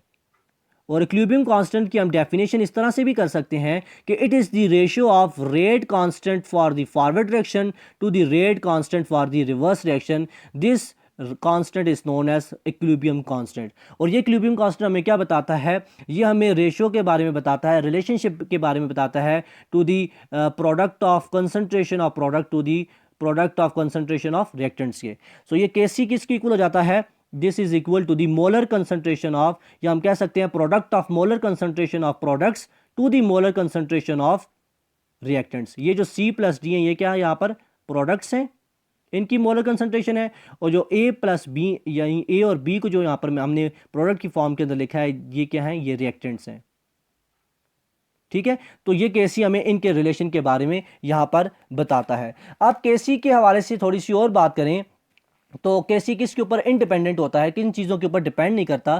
तो ये चीज़ आपने अच्छे तरीके से समझनी है, ये भी एमसीक्यू उसके अंदर पूछ लिया जाता है कि KC is independent of the initial concentration, यानी इनिशियल कंसंट्रेशन रिएक्टेंट्स की जो भी हो, प्रोडक्ट की जो भी हो, उसके ऊपर जो है वो इक्विलिब्रियम कांस्टेंट की केसी की वैल्यू जो है वो डिपेंडेंट नहीं होती। और इसी तरह से जो प्रेशर है इसके ऊपर भी इक्विलिब्रियम कांस्टेंट की जो इक्वेशन है, जो एक्सप्रेशन है, जो कांस्टेंट है वो इफेक्ट नहीं होता, और भी कुछ फैक्टर्स जो होते हैं उनके ऊपर भी डिपेंड नहीं करता। केसी जो है वो सिर्फ और सिर्फ डिपेंड करता है किसके ऊपर, टेम्परेचर ऑफ द सिस्टम के ऊपर। मीन्स अगर किसी सिस्टम का टेम्परेचर चेंज होगा तो उसकी केसी की वैल्यू भी क्या हो जाएगी, चेंज हो जाएगी। ये चीज़ आपने अच्छे तरीके से यहाँ पर समझ लेनी है। नेक्स्ट उसके बाद बात करते हैं, ये केसी की मैं यहाँ पर एक्सप्रेशन लिखी है, इसको सम टाइम हम क्या कहते हैं, केमिकल इक्विलिब्रियम एक्सप्रेशन भी कहते हैं, क्योंकि ये केमिकल इक्विलिब्रियम के ही पॉइंट पर हमें मिलती है, लिहाजा इसको हम क्या कहते हैं, केमिकल इक्विलिब्रियम एक्सप्रेशन भी कहते हैं। अब केसी की यहाँ पर मैंने फुल फॉर्म लिखी है, आप इसको किस तरह से डिफाइन कर सकते हैं वो चीज़ मैंने लिखी है कि KC is actually the product of concentration of product raised to the power of coefficient divided by product of concentration of reactants raised to the power of coefficient। अब ये power of coefficient से मुराद क्या है, for example यहाँ पर मैं लिखता हूँ, जैसे यहाँ पर मैं लिखता हूँ नाइट्रोजन जो है वो जब मिलता है किसके साथ, 3H2 के साथ, तो ये क्या बनाते हैं, हमारे पास 2 अमोनिया के मॉलिक्यूल्स बनाते हैं। अब जब इस रिवर्सिबल रिएक्शन के लिए हम केसी की वैल्यू लिखेंगे तो कैसे लिखेंगे, KC is equal to product of concentration of products. तो प्रोडक्ट के अंदर क्या चीज़ है, ये NH3 है, तो इसको हम ऐसे मोलर कंसंट्रेशन के अंदर लिखेंगे, ये लिख दिया मैंने। अब जब ये जो आप कोफिशिएंट के अंदर चीज़ देख रहे हैं ये किसके अंदर चली जाएगी, ये इसकी पावर के अंदर चली जाएगी, और ये ऐसे 2 आ जाएगा। तो ये यहाँ पर जो लिखा हुआ है ना कि if product of concentration of product raise to the power of coefficient, तो ये जो कोफिशिएंट होता है ये ऐसे पावर के अंदर आ जाता है। और डिवाइडेड बाय हम क्या करेंगे, product of concentration of reactants raise to the power of coefficient. तो यहाँ पर हम जो रिएक्टेंट्स हैं उनकी यहाँ पर मोलर कंसंट्रेशन लिखेंगे ऐसे ब्रैकेट के अंदर, और इनके अगर शुरू के अंदर कोफिशिएंट लगाया तो उसको हम किसके अंदर ले जाएंगे, पावर के अंदर ले जाएंगे। तो ये जो हमारे पास एक्सप्रेशन आएगी ये इक्विलिब्रियम कांस्टेंट एक्सप्रेशन होगी, इक्विलिब्रियम कांस्टेंट की एक्सप्रेशन होगी। सो आई होप कि चीज़ें आपको जो हैं वो क्लियर हो रही हैं। अच्छा, अब इसको एक्सप्लेन करने के लिए यहाँ पर मैंने एक जर्नल एग्जांपल लिया जिसमें साथ में क्या लिखती हैं, कोफिशिएंट्स भी लिखती हैं। अब ये जितनी भी कोफिशिएंट्स हैं जब हम इक्विलिब्रियम कांस्टेंट की एक्सप्रेशन लिखेंगे तो उसमें क्या बन जाएंगे, ये पावर के अंदर आ जाएंगे।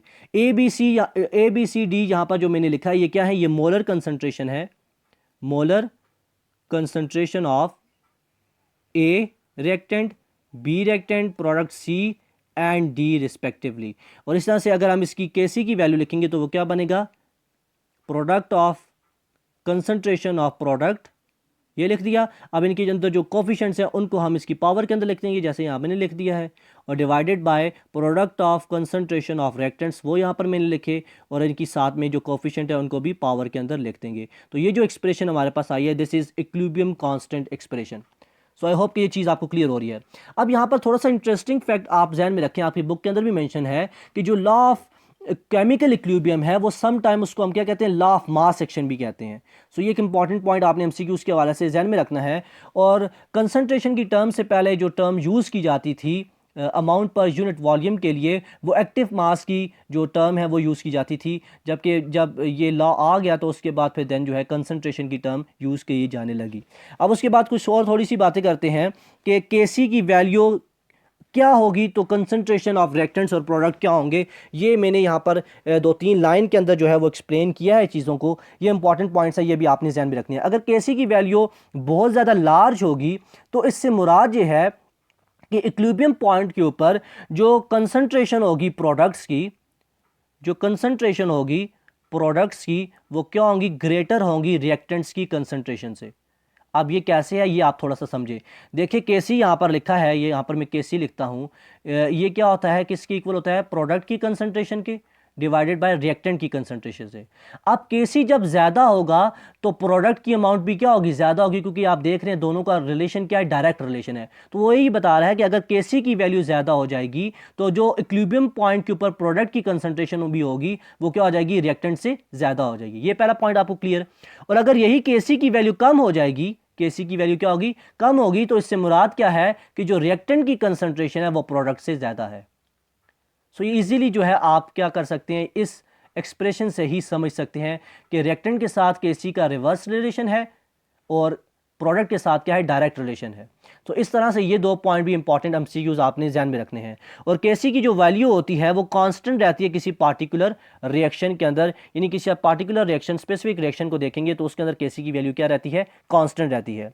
और अगर हम इसको इन टर्म ऑफ कंसंट्रेशन ले लें, क्या लें, इन टर्म ऑफ कंसंट्रेशन लें, तो इसको हम क्या कह सकते हैं, इसको हम रेट कांस्टेंट भी कहते हैं, क्योंकि रेट कांस्टेंट हमें क्या बताता है, हमें कंसंट्रेशन के बारे में बताता है कि कितने रिएक्टेंट्स की कंसंट्रेशन जो है वो पर यूनिट टाइम कितनी कम हुई है, या कितने जो कंसंट्रेशन है प्रोडक्ट की बढ़ी है पर यूनिट टाइम, वो चीज़ हमें क्या बताती है, रेट कांस्टेंट बताता है। सो अगर हम इसी केसी की वैल्यू को इन टर्म ऑफ कंसंट्रेशन लेंगे तो वो एक्चुअली क्या होगा, उसका रेट कांस्टेंट होगा।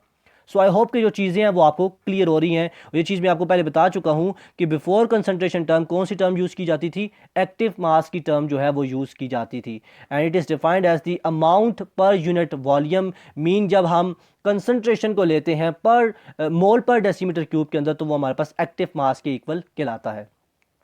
अब उसके बाद कुछ एग्जांपल्स यहाँ पर मैंने लिखी हैं, ये 4 एग्जांपल्स हैं। इन एग्जांपल्स से हम क्या लिखेंगे, इनकी केसी की वैल्यू लिखेंगे। ये आपकी प्रैक्टिस के लिए सफिशेंट है। अगर ये आप मेरे साथ प्रैक्टिस करेंगे तो आपको केसी की जो एक्सप्रेशन है वो लिखनी आ जाएगी। और इस चैप्टर के अंदर केसी की जो एक्सप्रेशन है, इक्विलिब्रियम कांस्टेंट की एक्सप्रेशन है, वो बहुत ज़्यादा इंपॉर्टेंट है। और इसके हवाले से क्वेश्चन भी आता है कि कोई रिएक्शन आपको दे दिया जाता है और उसकी केसी की वैल्यू जो है वो आपको निकालने की, एक्सप्रेशन निकालने की, डिराइव करने की बात कही जाती है। सो हम कैसे करेंगे, देखें केसी, यहां पर भी मैं केसी पहले लिख देता हूं, फिर हम इसके आगे वाली चीजें लिखते हैं।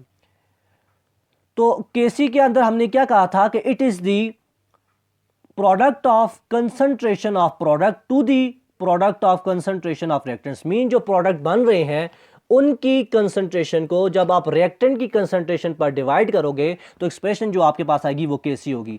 अब इसके अंदर प्रोडक्ट क्या है, N2O है, नाइट्रोजन ऑक्साइड है। यहाँ पर क्या बनेगा, इसको हम ऐसे उसके ब्रैकेट के अंदर लिखेंगे N2O। और साथ में मैंने आपको ये भी बताया था कि जो कोफिशिएंट के अंदर होगी चीज़ वो कहाँ पर आ जाएगी, वो पावर के अंदर आ जाएगी। यहाँ पर कोफिशिएंट के अंदर 2 है तो यहाँ पावर ऐसे 2 आ जाएगी, डिवाइडेड बाय, अब हमने क्या लिखना है, product of concentration of reactants लिखने हैं। यानी जो रिएक्टेंट्स एक से ज़्यादा अगर मौजूद हैं तो उन दोनों को प्रोडक्ट की फॉर्म के अंदर लिखना है और उनकी कंसंट्रेशन को क्या लिखना है, हमने लिखना है। सो यहाँ पर मैं लिखूंगा N2, इसकी कोफिशिएंट की वैल्यू 2 है तो ऊपर पावर के अंदर चली जाएगी, और इस तरह से O2 जो है इसके साथ प्रोडक्ट के अंदर लिख देंगे तो इस तरह से आ जाएगा। तो ये Kc की वैल्यू होगी पहले रिएक्शन के लिए। सिमिलरली आप दूसरे रिएक्शन के लिए भी लिख सकते हैं। दूसरे रिएक्शन के लिए कैसे आएगी, SO3 2 ऊपर पावर के अंदर आ जाएगा, और सिमिलरली यहाँ पर आ जाएगा SO2 2 ऊपर पावर के अंदर और O2 आ जाएगा। तो ये क्या हो रहा है कि सल्फर डाइऑक्साइड जब ऑक्सीजन के साथ मिल रहा है तो सल्फर ट्राइऑक्साइड बन रही है, और उसकी Kc की वैल्यू ये है। सिमिलरली यहाँ पर नाइट्रोजन और ऑक्सीजन जब मिलेंगे तो नाइट्रोजन डाइऑक्साइड बनेगी। इसकी एक्सप्रेशन हम कैसे लिखेंगे, NO2 पावर में 2 आ जाएगा, और नीचे हम क्या लिखेंगे N2 और O2, और 2O की जो पावर है वो भी ऊपर आ जाएगी 2, क्योंकि यहाँ पर ये कोफिशिएंट के अंदर मौजूद है। और सिमिलरली अगर हम इस जो फास्फोरस ट्राइक्लोराइड है इसके अंदर जब हम क्लोरीन को डालेंगे तो फास्फोरस पेंटाक्लोराइड बनेगा। इसकी अगर एक्सप्रेशन लिखना चाहें तो Kc किसके इक्वल हो जाएगा, प्रोडक्ट की कंसंट्रेशन के डिवाइडेड बाय रिएक्टेंट्स के कंसंट्रेशन के। और अगर रिएक्टेंट्स एक से ज़्यादा होंगे तो उनको हम आपस में कैसे लिखेंगे, प्रोडक्ट के अंदर लिखेंगे। तो ये जैसे मैंने यहाँ पर लिखा है। तो इस तरह से आप किसी भी रिएक्शन की जो है वो इजीली इक्विलिब्रियम कांस्टेंट की एक्सप्रेशन लिख सकते हैं। आपकी प्रैक्टिस होगी अगर तो आप कोई भी क्वेश्चन जो है वो इजीली सॉल्व कर सकेंगे। नेक्स्ट हम देखते हैं, नेक्स्ट चीज़ अगर हम बात करें कंडीशन फॉर इक्विलिब्रियम कांस्टेंट, कि इक्विलिब्रियम कांस्टेंट के लिए कौन कौन सी कंडीशन रिक्वायर्ड होती हैं कि हम वो कंडीशन अगर फॉलो करेंगे तो इक्विलिब्रियम कांस्टेंट जो है उसकी वैल्यू हमारे पास कांस्टेंट ही रहेगी। सो इक्विलिब्रियम जो होता है वो can't be obtain in open container. ये एक बहुत इंपॉर्टेंट MCQs है आपका, कि जब भी हम इक्विलिब्रियम की बात करते हैं तो वो हमेशा किस कंटेनर के अंदर होगा, वो क्लोज कंटेनर के अंदर होगा। शुरू के अंदर पहली स्लाइड पर भी हमने यही बात की थी कि हमेशा क्लोज कंटेनर लेना है। क्लोज इसलिए लेना है कि जो रिएक्टेंट्स, जैसे हमने फॉर एग्जांपल बात की थी कि लिक्विड जो है वो कन्वर्ट हो रहे थे किसके अंदर, वेपर्स के अंदर। तो अगर कंटेनर खुला होगा तो लिक्विड वेपर्स के अंदर कन्वर्ट होंगे, और वेपर्स वो कहाँ पर चले जाएंगे, एटमॉस्फेयर के अंदर चले जाएंगे, इन्वायरमेंट के अंदर चले जाएंगे। तो वो दोबारा से वापस जो है लिक्विड फॉर्म के अंदर नहीं आ पाएंगे, और अगर ये दोबारा से वापस नहीं आएंगे तो जो फॉरवर्ड और बैकवर्ड रेट है वो इक्वल नहीं होगा, और जब दोनों रेट इक्वल नहीं होंगे तो हमारे पास इक्विलिब्रियम की जो स्टेट है वो भी स्टैब्लिश नहीं होगी। सो इसलिए आपने ध्यान में रखना है कि हमेशा कंटेनर कैसा लेना है, क्लोज कंटेनर लेना है अगर आपने इक्विलिब्रियम अटेन करना है। दूसरी नंबर पर ये बात ध्यान में रखें कि सिस्टम जो है वो इक्विलिब्रियम के अंदर रहेगा, और ये हमेशा के लिए इसी स्टेट के अंदर रहेगा अगर जो है वो उसको डिस्टर्ब नहीं किया जाए। और जब जैसे ही इस सिस्टम को डिस्टर्ब किया जाता है तो हमेशा सिस्टम ये कोशिश करता है, ऑलवेज ट्राइज, कि वो अपना जो इक्विलिब्रियम उसको दोबारा से क्या कर ले, रीगेन कर ले। और रीगेन करने के लिए क्या किया जाता है कि वो फॉरवर्ड डायरेक्शन को मूव करवाता है या फिर रिवर्स डायरेक्शन के अंदर रिएक्शन को कैरी आउट करता है। फॉर एग्जांपल जो है आप कहते हैं कि ए रिएक्टेंट बी के साथ मिलकर क्या बना रहा है, C+D। अब ऐसा होता है कि हम इसके अंदर ए की कंसंट्रेशन को इंक्रीज कर देते हैं। पहले ये रिएक्शन जो था वो इक्विलिब्रियम स्टेट के अंदर था, जैसे ही कंसंट्रेशन आप ए बी बढ़ाएंगे तो अब क्या होगा, ये इस इक्विलिब्रियम को जो हमने डिस्टर्ब किया है इसे ये दोबारा से रीगेन करने के लिए क्या करेगा, रेट ऑफ फॉरवर्ड डायरेक्शन को बढ़ाकर प्रोडक्ट की फॉर्मेशन कर देगा, और इस तरह से अपनी कंसंट्रेशन को जो है वो कांस्टेंट कर लेगा, और फिर दोबारा से अपना जो इक्विलिब्रियम स्टेज है उसको क्या कर लेगा, अटेन कर लेगा, उसको स्टैब्लिश कर देगा, उसको रीगेन कर लेगा। तो ये कंडीशंस जो है वो आपने समझनी है किसके लिए, इक्विलिब्रियम के लिए। और जब इक्विलिब्रियम स्टैब्लिश हो जाएगा तो उससे आप इजीली क्या निकाल सकते हैं, इक्विलिब्रियम कांस्टेंट की एक्सप्रेशन भी निकाल सकते हैं और इक्विलिब्रियम कांस्टेंट भी निकाल सकते हैं। देन उसके बाद कंडीशंस कुछ लिखी है यहाँ पर कि कंसंट्रेशन ऑफ रिएक्टेंट्स और प्रोडक्ट्स जब ये चेंज होती हैं तो इक्विलिब्रियम की जो स्टेज है वो भी चेंज हो जाती है, इक्विलिब्रियम पॉइंट भी चेंज हो जाता है। इसी तरह से temperature of the system, temperature change करने से जो यानी स्टेट है इक्विलिब्रियम स्टेट वो भी चेंज हो जाती है। इस तरह से प्रेशर चेंज करने से भी सिस्टम की जो इक्विलिब्रियम पॉइंट है वो चेंज हो जाता है। वॉल्यूम के चेंज करने से भी होता है, और अगर कैटलिस्ट को यूज़ किया जाता है तो वो जो होता है वो सिस्टम के अंदर अनचेंज रहता है, मीन्स क्योंकि कैटलिस्ट का जो काम होता है वो सिर्फ और सिर्फ रिएक्शन को स्पीड अप करना होता है। सो ये जितने भी यहाँ पर कंडीशंस लिखी गई हैं ये सारी की सारी कंडीशंस जो है आप फर्स्ट ईयर के अंदर डिटेल के अंदर डिस्कस करोगे ली चार्टियर प्रिंसिपल के अंदर। वहाँ पर आपको बताया जाएगा कि टेम्परेचर का, कंसंट्रेशन ऑफ रिएक्टेंट्स और प्रोडक्ट का, प्रेशर का क्या इफेक्ट होता है इक्विलिब्रियम स्टेज के ऊपर। सो आपकी बुक के अंदर क्योंकि सिर्फ इनके नाम लिखे हुए हैं तो यही तक हम महदूद रहते हैं, यही चीज़ें आपको कम से कम पता होनी चाहिए। कंडीशंस का पूछ लिया जाए तो ये 5 कंडीशंस आपने वहाँ पर लिखनी है। नेक्स्ट चीज़ अगर हम देखें, यहाँ पर स्लाइड कौन सी थी हमारी, यहाँ पर हम देख लेते हैं। नेक्स्ट चीज़ जो हम देखते हैं वो है, थोड़ी सी बात करते हैं टेम्परेचर की। यहाँ पर टिटबिट के अंदर एक चीज़ लिखी हुई है कि जैसे जैसे आप टेम्परेचर को इंक्रीज़ करते हैं किसी सिस्टम के अंदर, तो सिस्टम के अंदर टेम्परेचर चेंज करने से जो उस सिस्टम के अंदर मौजूद मॉलिक्यूल्स होते हैं उनकी काइनेटिक एनर्जी इंक्रीज़ हो जाती है। जब काइनेटिक एनर्जी इंक्रीज़ होती है तो वो फास्टर स्पीड से क्या करते हैं, मूव करते हैं, और जब फास्टर स्पीड से मूव करते हैं तो एक दूसरे के साथ उनकी कोलिजन जो होती है वो ज़्यादा होती है। और जब पार्टिकल्स आपस में कोलाइड करते हैं तो जो रिएक्शन का स्पीड होता है, वो रिएक्शन की जो स्पीड होती है वो भी क्या हो जाती है, इंक्रीज़ हो जाती है। तो हम ये कह सकते हैं कि जो प्रोडक्ट की फॉर्मेशन है वो भी क्या हो जाती है, बढ़ जाती है, जब अगर हम क्या करेंगे, टेम्परेचर ऑफ द सिस्टम को इंक्रीज़ करेंगे। लेकिन यही जब हम रिवर्स करेंगे, टेम्परेचर को डिक्रीज़ करेंगे, तो टेम्परेचर डिक्रीज़ करने से काइनेटिक एनर्जी कम हो जाएगी। काइनेटिक एनर्जी कम होने से क्या होगा कि जो स्पीड है वो स्लो हो जाएगी, और जब स्पीड स्लो होगी तो कोलिजन भी क्या होंगी, कम होंगी, और जब कोलिजन कम होंगी तो जो प्रोडक्ट ने जो डिकम्पोज होना है वो प्रोसेस भी क्या हो जाएगा, स्लो हो जाएगा। हम ये कहते हैं कि जो डिकम्पोजिशन होती है वो स्लो डाउन हो जाती है। सो ये सारी चीज़ें आपने इस हवाले से ध्यान में रखनी है।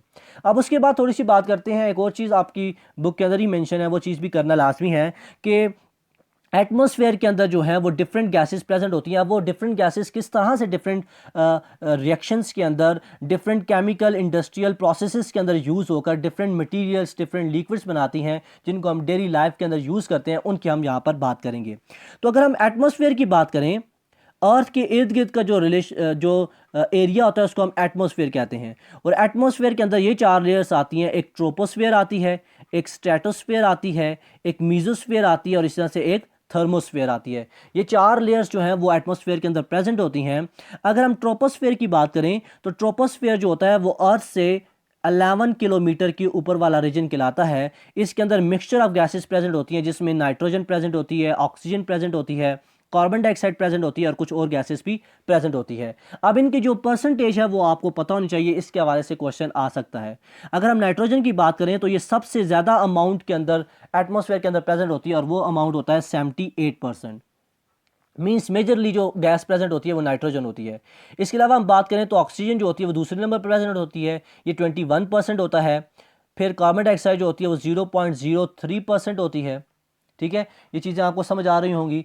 अब ये जो कार्बन डाइऑक्साइड, नाइट्रोजन और जो इस तरह से ऑक्सीजन है, ये बनाती हैं एटमॉस्फेयर की गैसेस का 99%। और इसके अलावा जो 1% होती हैं वो अदर गैसेस आ जाती हैं, जिसके अंदर आर्गन आ जाती है, क्लोरीन गैस आ जाती है, इस तरह से और जो गैसेस होती हैं वो सारी की सारी इन अदर गैसेस के अंदर आती हैं। तो ये चीज़ भी आपने क्लियर रखनी है। अब हम सबसे पहले बात करते हैं नाइट्रोजन की। नाइट्रोजन जो गैस है ये किस तरह से रिएक्शन के अंदर यूज़ करके क्या चीज़ बनाई जाती है उसकी बात करते हैं। तो ये बात आपने ध्यान में रखना है कि ब्रिक लैंड एडी प्रोसेस जो है, इसके थ्रू नाइट्रोजन को यूज़ करते हुए क्या बनाया जाता है, नाइट्रिक एसिड बनाया जाता है। नाइट्रिक एसिड का क्या फार्मूला होता है, HNO3 होता है, इसको हम बोलते हैं नाइट्रिक एसिड। अब ये कैसे बनता है, वो 3 इन स्टेप्स के अंदर बनता है कि सबसे पहले नाइट्रोजन जो होती है वो ऑक्सीजन के साथ मिलकर नाइट्रोजन ऑक्साइड बनाती है अपना। फिर नाइट्रोजन ऑक्साइड जो होता है इसकी दोबारा से ऑक्सीडेशन होती है, मींस दोबारा से ऑक्सीजन के साथ रिएक्शन करके क्या बना देता है, नाइट्रोजन डाइऑक्साइड बना देता है। और जब यही नाइट्रोजन डाइऑक्साइड का वाटर के साथ रिएक्शन होता है तो क्या बन जाता है, नाइट्रिक एसिड बन जाता है, और साथ में इसका नाइट्रोजन का ऑक्साइड बन जाता है। सो ये जो 3 स्टेप के अंदर यहाँ पर रिएक्शन हो रहा है परफॉर्म, ये जिस प्रोसेस के थ्रू होता है उसको हम बोलते हैं ब्रिक लैंड एडी प्रोसेस। और ये इंडस्ट्रीज़ के अंदर बहुत ज़्यादा यूज़ किया जाता है for the preparation of nitric acid. और देन नाइट्रिक एसिड को डिफरेंट जो है वो इंडस्ट्रीज़ के अंदर डिफरेंट प्रोसेसेस के लिए देन यूज़ किया जाता है। दूसरे नंबर पर हम बात करते हैं अमोनिया की। अमोनिया के बारे में ये बहुत ही इंपॉर्टेंट क्वेश्चन है, ये हर साल पूछा भी जाता है। अमोनिया जिस प्रोसेस से बनता है उस प्रोसेस को हम क्या बोलते हैं, हैबर प्रोसेस बोलते हैं। हैबर प्रोसेस के अंदर क्या होता है कि नाइट्रोजन जो है उसको हाइड्रोजन गैस के साथ जब मिलाया जाता है तो अमोनिया की फॉर्मेशन होती है। और ये अमोनिया जो है एक रॉ मटेरियल का काम करता है for the formation of fertiliser. Fertiliser के अंदर क्या चीज़ आती है, यूरिया वगैरह आते हैं। और यूरिया का फार्मूला भी यहाँ पर मैं आपको बता देता हूँ, वो क्या होता है NH2C double bond O NH2। अब इस अमोनिया के अंदर जो आप ये अमाइन ग्रुप देख रहे हैं, ये एक्चुअली कहाँ से आते हैं, ये अमोनिया से आते हैं। और ये अमोनिया इसी वजह से हम कहते हैं कि ये एक रॉ मटेरियल का काम करता है for the formation of fertilizers. और फर्टिलाइजर्स आप जानते हैं कि जैसे ही खादें जिसको हम खाद कहते हैं, जैसे ही हम खेतों के अंदर डालते हैं तो उससे जो खेत की या क्रॉप की जो क्वालिटी होती है वो इन्हांस हो जाती है और वो स्पीड अप हो जाती है। नेक्स्ट चीज़ हम बात करते हैं ऑक्सीजन गैस की। ऑक्सीजन गैस की बात करें तो ऑक्सीजन गैस से क्या होता है, सल्फ्यूरिक एसिड को बनाया जाता है थ्रू कॉन्टैक्ट प्रोसेस। इसमें क्या होता है कि सल्फर सबसे पहले ऑक्सीजन के साथ मिलकर सल्फर डाइऑक्साइड बनाता है पहले स्टेप के अंदर। दूसरे स्टेप के अंदर सल्फर डाइऑक्साइड ऑक्सीजन के साथ मिलकर मीन दोबारा से ऑक्सीडेशन करके सल्फर ट्राइऑक्साइड बनाता है। और जब यही हम सल्फर ट्राइऑक्साइड को सल्फ्यूरिक एसिड के साथ मिलाते हैं तो क्या बन जाता है, ओलियम बन जाता है। ये किसका फार्मूला है, ये ओलियम का फार्मूला है, विच इज H2S2O7। ये इंपॉर्टेंट फार्मूला जो है आपने जहन के अंदर रखना है, ये आपको भूलना नहीं चाहिए। इसका दूसरा नाम, पूरा नाम क्या होता है, इसको हम बोलते हैं पायरो सल्फ्यूरिक एसिड। और अब जब इसी पायरो सल्फ्यूरिक एसिड की या ओलियम की हम वाटर के अंदर एडिशन करवाते हैं तो हमारे पास क्या बन जाते हैं, दो मॉलिक्यूल्स सल्फ्यूरिक एसिड के बन जाते हैं। सो इस तरह से सल्फ्यूरिक एसिड को बनाया जाता है ऑक्सीजन को यूज़ करके, जो कि एटमॉस्फेयर से क्या ली जाती है, हासिल की जाती है, वहाँ से ऑब्टेन की जाती है। नेक्स्ट चीज़ हम बात करते हैं कि उन वेज की जिनसे हम इक्विलिब्रियम को रिकॉग्नाइज कर सकते हैं। कैसे हम इक्विलिब्रियम को एक्सपेरिमेंटली चेक कर सकते हैं, किस तरह से हम फिजिकली और केमिकली उसको चेक कर सकते हैं। तो दो तरह के प्रोसेसेस को यूज़ किया जाता है, एक फिजिकल मेथड को यूज़ किया जाता है और दूसरा केमिकल मेथड्स को यूज़ किया जाता है इक्विलिब्रियम स्टेज को, इक्विलिब्रियम पॉइंट को स्टडी करने के लिए। फिजिकल मेथड्स के अंदर रिफ्रैक्टोमीट्री प्रोसेस को यूज़ किया जाता है, पोलरीमीटर को यूज़ किया जाता है और स्पेक्ट्रोफोटोमीट्री को वगैरह को यूज़ किया जाता है। ये तीन टेक्निक्स जो हैं, ये तीन मेथड्स जो हैं फिजिकली यूज़ की जाते हैं किसी भी रिएक्शन के इक्विलिब्रियम पॉइंट को समझने के लिए, उसके अंदर मौजूद जो रिएक्टेंट्स और प्रोडक्ट हैं उनकी कंसंट्रेशन को स्टडी करने के लिए। इस तरह से हम केमिकल मेथड की बात करें तो केमिकल मेथड के अंदर टाइट्रेशन की जाती है और टाइट्रेशन के जो थ्रू जो है वो इक्विलिब्रियम स्टेज का पता चलाया जाता है और उसके ऊपर डिफरेंट जो कंसंट्रेशंस हैं, जो रेट ऑफ द रिएक्शंस हैं, उनको कैलकुलेट किया जाता है। सो ये चीज़ आपको क्लियर होनी चाहिए। अब थोड़ी सी यहाँ पर हम बात करते हैं कैटालिस्ट की। कैटालिस्ट एक ऐसा सब्सटेंस होता है जो कि सिर्फ क्या करता है, स्पीड अप करता है केमिकल रिएक्शन को।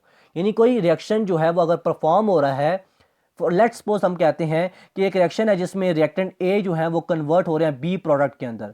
अब विदाउट कैटलिस्ट जो है, फॉर एग्जांपल अगर ये रिएक्शन जो है 10 घंटों के अंदर कंप्लीट हो रहा है, तो यही जब हम इस रिएक्शन के अंदर कैटलिस्ट को यूज़ करते हैं, फॉर एग्जांपल यहाँ पर कैटालिस्ट हमने यूज़ किया, तो यही रिएक्शन जो पहले 10 घंटों के अंदर हो रहा था तो वो कैटालिस्ट की मौजूदगी के अंदर 1 घंटे के अंदर परफॉर्म हो जाएगा। तो ये जो कैटालिस्ट को हमने यूज़ करके इस रेट ऑफ रिएक्शन की जो रिएक्शन है, केमिकल रिएक्शन, उसको स्पीड अप किया है, उसके टाइम को कम किया है, ऐसे सब्सटेंसेस को हम क्या कहते हैं, कैटालिस्ट कहते हैं। और कैटालिस्ट क्या करते हैं, चेंज करते हैं रेट्स को of the chemical reaction, mean जो रेट ऑफ फॉरवर्ड रिएक्शन होता है उसको इंक्रीज करते हैं या रेट ऑफ बैकवर्ड रिएक्शन को इंक्रीज करते हैं। सो आई होप कि कैटालिस्ट के हवाले से चीज़ें भी आपको क्लियर हुई। नेक्स्ट चीज़ हम देखते हैं इक्विलिब्रियम कांस्टेंट और इसकी यूनिट्स। अब किस तरह से आप इक्विलिब्रियम कांस्टेंट की यूनिट्स लिख सकते हैं, उसके लिए आपको जो इक्विलिब्रियम कांस्टेंट की एक्सप्रेशन है वो हर रिएक्शन के लिए लिखनी आनी चाहिए। अगर आप ये एक्सप्रेशन लिख सकते होंगे तो इससे आप आसानी से क्या निकाल सकते हैं, यूनिट्स निकाल सकते हैं। और मैंने आपको बताया कि जो हम मोलर कंसनट्रेशन लेते हैं रिएक्टेंट्स की ख्वाह हो या फिर प्रोडक्ट की हो, वो हम जो है इन स्क्वायर ब्रैकेट्स के अंदर लेते हैं और इनकी जो यूनिट होती है वो मोल पर डेसीमीटर क्यूब होती है। अब यही जब हम यूनिट यहाँ पर पुट करते हैं तो ये कैंसिलेशन होती है आपस में और हमारे पास Kc की वैल्यू आ जाती है। वो हम एग्जांपल्स के थ्रू भी अभी देखते हैं हम किस तरह से निकालते हैं। सो अगर हम बैलेंस केमिकल इक्वेशन को यूज़ करेंगे रिवर्सिबल रिएक्शन के अंदर तो हम Kc एक्सप्रेशन उसके लिए लिख सकते हैं उस रिएक्शन के लिए, और उस Kc रिएक्शन से हम उस Kc एक्सप्रेशन से हम क्या कर सकते हैं, उसकी यूनिट्स को भी आसानी से निकाल सकते हैं। और ये निकालना बहुत ही आसान है, इसमें कोई भी डिफ़िकल्ट चीज़ नहीं है। तो ये चीज़ आप होप आपको क्लियर हो रही है। अब सबसे पहले हम 3 केसेस की बात करते हैं कि Kc की यूनिट कब होगी, Kc की यूनिट कब नहीं होगी और क्या कंडीशंस होगी, वो सारी चीज़ें हम बात करते हैं। तो Kc की यूनिट कब नहीं होगी, Kc has no unit, Kc की यूनिट कब तब नहीं होगी जब कंसंट्रेशन यूनिट्स जो हैं इक्विलिब्रियम कांस्टेंट की एक्सप्रेशन के अंदर कैंसिल आउट हो जाएंगे। यानी हम ये कहते हैं कि जब moles, number of moles of reactants number of moles of product की इक्वल हो जाएंगे, देन जो Kc की यानी जो यूनिट होगी वो ज़ीरो होगी, कोई भी यूनिट उसकी नहीं होगी। अब वो कैसे नहीं होगी उसको हम इस रिएक्शन के थ्रू, इस एग्जांपल के थ्रू समझते हैं। देखिए यहाँ पर मैंने एक रिएक्शन लिखा है। मैं कहता हूँ कि केसी जो है इसके लिए मैं लिखना चाह रहा हूँ, तो केसी कैसे लिखूंगा, मैं प्रोडक्ट की कंसंट्रेशन लूँगा स्क्वायर ब्रैकेट के अंदर, और साथ में जो ये कोफिशिएंट है इसको पावर के अंदर लूँगा। इस तरह से जो रिएक्टेंट है उनको मैं प्रोडक्ट की फॉर्म के अंदर लिखूंगा I2, इस तरह से H2, ये लिख दिया।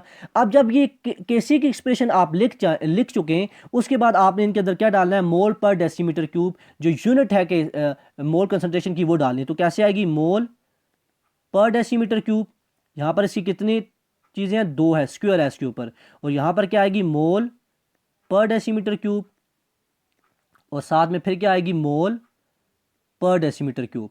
अब आप जानते हैं दोनों आपस में मल्टीप्लाई हो रही हैं, तो लिहाजा ये मोल पर डेसीमीटर क्यूब, मोल पर डेसीमीटर क्यूब जब आपस में जुड़ेंगी तो यही स्क्वायर के अंदर बना देंगी। अब ये इसके साथ एक वैल्यू के साथ कट जाएगा, ये दूसरा दूसरी के साथ कट जाएगा, तो लिहाजा हमारे पास जो वैल्यू आएगी, जो यूनिट आएगी केसी की, वो जीरो होगी। मींस इसकी कोई भी यूनिट हमारे पास केसी की नहीं होगी। ये कब हुआ है कि जब number of moles of reactants जो हैं वो नंबर ऑफ मोल्स के ऑफ प्रोडक्ट के इक्वल हुए हैं। अब यहाँ पर आप देख सकते हैं कि हाइड्रोजन का 1 मोल लिया गया है और आयोडीन का भी 1 मोल ले लिया गया है, तो दोनों रिएक्टेंट्स के मोल कितने हो गए हैं, 2 मोल्स हो गए हैं। जबकि प्रोडक्ट के अंदर कितने मोल्स बन रहे हैं, 2 मोल्स बन रहे हैं। हाइड्रोजन आयोडाइड की number of moles of reactants और प्रोडक्ट इक्वल हैं, लिहाजा केसी की इस एक्सप्रेशन के लिए, इस रिएक्शन के लिए जो यूनिट होगी वो कोई भी यूनिट नहीं होगी, नो यूनिट। क्लियर। नेक्स्ट चीज़ देखते हैं। नेक्स्ट चीज़ हम ये देखते हैं कि केसी की जब यूनिट होगी, और वो कब होगी, कि जब अगर नंबर ऑफ जो मोल्स ऑफ प्रोडक्ट्स हैं वो ज़्यादा हो number of moles of reactants के, तो केसी की क्या यूनिट होगी। सो यहाँ पर एग्जांपल के थ्रू समझेंगे, ये चीज़ आपको क्लियर हो जाएगी। यहाँ पर आप देखें, इस रिएक्शन के लिए हम केसी की जो एक्सप्रेशन है वो लिखते हैं, ये आ जाएगा NO2, ऊपर 2 आ जाएगा, डिवाइडेड बाय N2O4। अब इसके लिए आप देखें, इसके लिए वैल्यू डालें तो ये आ जाएगा मोल पर डेसीमीटर क्यूब, इसके ऊपर स्क्वायर है, और नीचे आ जाएगा मोल पर डेसीमीटर क्यूब। अब एक जो डिवाइड के अंदर मोल पर डेसीमीटर क्यूब है, ये ऊपर स्क्वायर के 1 से कट जाएगा, तो हमारे पास यूनिट क्या आ जाएगी केसी की, मोल पर डेसीमीटर क्यूब आ जाएगी। ये यूनिट तब आती है जब जो है वो क्या होगा, number of moles of products जो होंगे वो number of moles of reactant से ज़्यादा होंगे। यहाँ पर आप देख सकते हैं कि रिएक्टेंट का 1 मोल यूज़ किया गया है, जबकि प्रोडक्ट के कितने मोल्स बन रहे हैं, 2 मोल्स बन रहे हैं, तो लिहाजा प्रोडक्ट के मोल्स क्या हैं, ज़्यादा हैं रिएक्टेंट से, तब जो है वो केसी की जो यूनिट है वो आएगी, और वो इस फॉर्म के अंदर आएगी, मोल पर डेसीमीटर क्यूब। ये रिएक्शन टू रिएक्शन जो है वो वेरी करेगी। और इस तरह से अगर हम केसी की यूनिट्स की बात करें, जब रिएक्टेंट्स की जो नंबर ऑफ मोल्स हैं वो ज़्यादा होंगे प्रोडक्ट के नंबर ऑफ मोल्स से, उसके लिए भी ये यहाँ पर मैंने एक एक्सप्रेशन लिखी है, एक रिएक्शन लिखा है, इसकी हम केसी की वैल्यू लिखते हैं। तो कैसे लिखेंगे, NH3, ऊपर 2 आ जाएगा, नीचे लिखेंगे N2, साथ में लिखेंगे H2, और इसकी जो कोफिशिएंट था उसको पावर के अंदर ले जाएंगे। अब आप देखें यहाँ पर जो डिवाइड के अंदर टोटल नंबर ऑफ मोल्स हैं, यहाँ पर मैं रिएक्टेंट्स की अगर सबसे पहले बात करूँ तो रिएक्टेंट्स के अंदर कितने नंबर ऑफ मोल्स हैं, 4 मोल्स हैं, जबकि प्रोडक्ट के अंदर कितने हैं, 2 मोल्स हैं।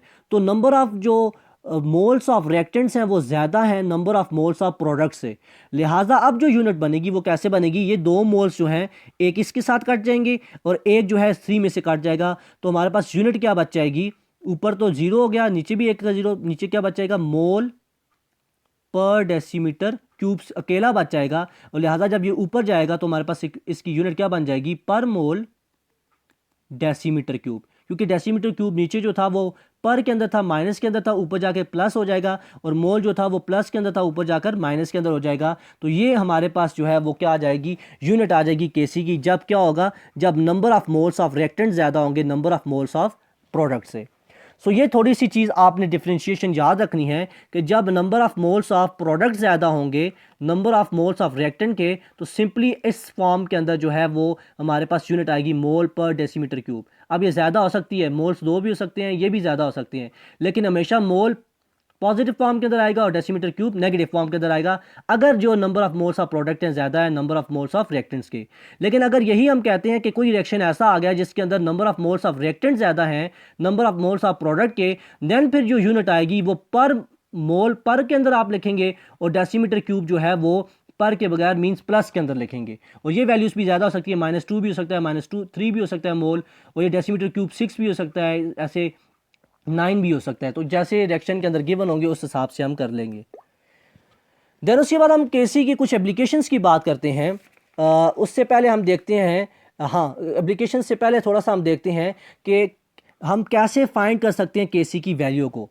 तो ये बात ध्यान में रखें कि जैसे हम इक्विलिब्रियम मिक्सचर की बात करें, जब इक्विलिब्रियम मेंटेन हो जाता है किसी रिएक्शन के अंदर, तो उसके अंदर हम ये कहते हैं कि इक्विलिब्रियम पॉइंट के अंदर जो कंसंट्रेशन ऑफ रिएक्टेंट्स और प्रोडक्ट्स होते हैं, जो कंसंट्रेशन ऑफ रिएक्टेंट्स और प्रोडक्ट्स होते हैं, वो अगर हमें पता होंगे तो हम क्या कर सकेंगे, हम जो केसी की एक्सप्रेशन है वो लिख सकेंगे, और उस केसी की एक्सप्रेशन से वैल्यू निकाल कर हम क्या कर सकते हैं, और उसकी जो वैल्यू होगी उससे हम कंसंट्रेशन के यूज़ करेंगे और नंबर ऑफ मोल्स जो हैं उसको यूज़ नहीं करेंगे। मींस यहाँ पर इस हेडिंग के अंदर ये आपको बता रहा है कि जो केसी की वैल्यू फाइंड आउट करनी है वो हम किस तरह से फाइंड आउट कर सकते हैं कि हम किसी एक्सप्रेशन के लिए केसी की एक्सप्रेशन लिखेंगे। केसी की एक्सप्रेशन लिखने के बाद हम जो कंसंट्रेशन ऑफ रिएक्टेंट्स और मोल्स होंगे अगर वो हमें नोन है इक्विलिब्रियम स्टेज के ऊपर, तो हम वो डालकर क्या कर लेंगे, केसी की जो वैल्यू है वो निकाल लेंगे। और ये बात ध्यान में रखना है कि आपने वहाँ पर कंसंट्रेशन यूज़ करनी है कि जो रिएक्टेंट्स और प्रोडक्ट्स हैं उनके मोल्स को यूज़ नहीं करना। तो ये बात आपने ध्यान में रखनी है। अब इसी हवाले से कुछ 2-3 क्वेश्चन यहाँ पर मैंने लिखे हैं, उनको आपके साथ में सॉल्व करता हूँ, एग्जांपल सॉल्व करते हैं, फिर चीज़ें जो है हमें क्लियर हो जाएंगी। ये कहता है क्वेश्चन के अंदर कि in equilibrium mixture concentration of hydrogen gas and iodine is 0.04 mole per decimeter cube each, while that of hydrogen iodide is 0.08 mole per decimeter cube. Find Kc। अब हमने इस रिएक्शन के लिए, ये रिएक्शन गिवन है, एक रिवर्सिबल रिएक्शन है जो कि इक्विलिब्रियम कंडीशन के ऊपर पहुंच चुका है, इक्विलिब्रियम पॉइंट पर पहुंच चुका है। इसके लिए हमने Kc की वैल्यू फाइंड आउट करनी है। हमें रिएक्टेंट्स और प्रोडक्ट की जो कंसंट्रेशन है वो गिवन है। तो अब हम कैसे फाइंड आउट करेंगे, ये देखें, यहाँ पर मैंने जगह भी छोड़ी है। देखिए सबसे पहले हम केसी लिखेंगे। अब इसके लिए केसी कैसे लिखेंगे कि ये जो प्रोडक्ट की कंसंट्रेशन है इसको हम ऊपर नोमिनेटर के अंदर लेंगे और जो रिएक्टेंट्स हैं इसको हम डिनोमिनेटर के अंदर लेंगे। तो ऐसे आ जाएगा HI ऊपर 2 आ जाएगा डिवाइडेड बाय H2I2। अब जब इक्विलिब्रियम कांस्टेंट की एक्सप्रेशन आप लिख चुके हैं, अब ये कंसंट्रेशंस जो हैं इनकी आपने क्या डालनी है, वैल्यूज डालनी है। अब ये वैल्यूज कितनी कितनी गिवन है, HI की वैल्यू आपको क्या गिवन है, 0.08, तो डाल दें यहाँ पर 0.08, इसका स्क्वायर हो जाएगा। डिवाइड में क्या है, डिवाइड में कंसंट्रेशन ऑफ रिएक्टेंट्स है जो यहाँ पर क्या गिवन है, 0.04, तो डाल दें 0.04 इंटू 0.04। जब आप इसको सॉल्व करेंगे, इसका स्क्वायर लेकर इसको आपस में मल्टीप्लाई करके डिवाइड करेंगे इनको, तो आपके पास जो Kc की वैल्यू आएगी वो 4 आ जाएगी। तो आप देख सकते हैं कि इस तरह से हम किसी भी रिएक्शन का जो है वो Kc की वैल्यू निकाल सकते हैं अगर हमें क्या पता होगा, रिएक्टेंट्स और प्रोडक्ट की जो कंसंट्रेशन है वो पता होगी। तो हम सिंपली क्या करेंगे, उसे रेट कांस्टेंट की Kc की एक्सप्रेशन के अंदर डालेंगे और उनको सिंप्लीफाई करके आंसर निकाल लेंगे। नेक्स्ट ये यहाँ पर रिएक्शन है, इस रिएक्शन के अंदर जो है ये रिएक्टेंट्स और प्रोडक्ट की जो कंसंट्रेशंस हैं वो आपको दे दी गई हैं। Kc पूछा गया है, Kc सिंप्लीफाई करेंगे हम ऐसे, इसकी एक्सप्रेशन लिखेंगे, ये बन जाएगा CO2 H2 डिवाइड में आ जाएगा CO और H2O। अब इसमें सिंपली आप वैल्यूज डालें, कार्बन डाइऑक्साइड की वैल्यू क्या दी हुई है, 0.0600, ठीक है। इस तरह से H2 की क्या वैल्यू गिवन है, 0.300, डिवाइड में आ जाओ, कार्बन मोनोऑक्साइड की क्या गिवन है, अच्छा ये कार्बन मोनोऑक्साइड की थी यहाँ पर मैंने जो लिखी है, इसको मैं सी कर लेता हूँ। कार्बन डाइऑक्साइड की क्या गिवन है, कार्बन डाइऑक्साइड की गिवन है 0.150 और कार्बन मोनोऑक्साइड की क्या गिवन है 0.060 और इस तरह से जो वाटर की गिवन है वो गिवन है 0.120। अब इन सारों को जब आप सिंप्लीफाई करेंगे तो Kc की जो है वो आपके पास वैल्यू निकल आएगी और वो Kc की वैल्यू निकलती है सिंप्लीफाई करने के बाद 6.25। सो इस तरह से आप देख सकते हैं कि रिएक्शन के अंदर अगर हमें कंसंट्रेशन ऑफ रिएक्टेंट्स और प्रोडक्ट गिवन होंगे तो हम Kc एक्सप्रेशन के अंदर डालकर Kc की वैल्यू इजीली निकाल सकते हैं। अब ये Kc की वैल्यू जो हम निकाल रहे हैं किसी वजह से निकाल रहे हैं क्योंकि Kc की वैल्यू से हम फिर दिन आगे बहुत ज़्यादा इसकी एप्लीकेशंस हैं जिससे हम बहुत ज़्यादा रिएक्शन के बारे में जो है वो प्रेडिक्शंस करते हैं, वो भी हम अगले टॉपिक के अंदर चलकर देखते हैं। और लास्ट क्वेश्चन यहाँ पर ये है, ये हमें वैल्यूज़ गिवन है, इसका हमने Kc वैल्यू लिखनी है। तो इसके पहले हम क्वेश्चन रिएक्शन जो है वो लिख लेते हैं। बस ऐसे क्वेश्चंस भी आएंगे जिनके अंदर रिएक्शन नहीं गिवन होगा, जो कॉमन रिएक्शंस होंगे वो आपको खुद लिखने पड़ेंगे।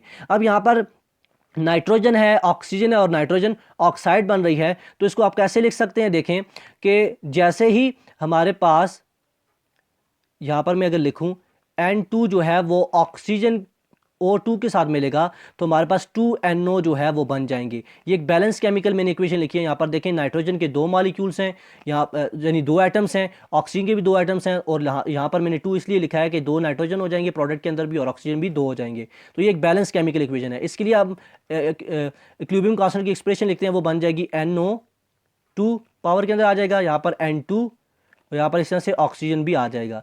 अब इसके अंदर सिंप्लीफाई आप कर लें, इसके अंदर वैल्यूज पुट करेंगे, आ जाएगा क्या आ जाएगी 1.1 इंटू 10⁻⁵, ऊपर इसकी स्क्वायर है डिवाइडेड बाय N2 की वैल्यू लिखें 6.4 इंटू 10⁻³ और इंटू आ जाएगा 1.7 इंटू 10⁻³ अब ये आपने सिंप्लीफाई करना है कैलकुलेटर के थ्रू, आपको भी सेटिस्फेक्शन हो जाएगी कि आंसर जो है हमारे ठीक आ रहे हैं या नहीं आ रहे।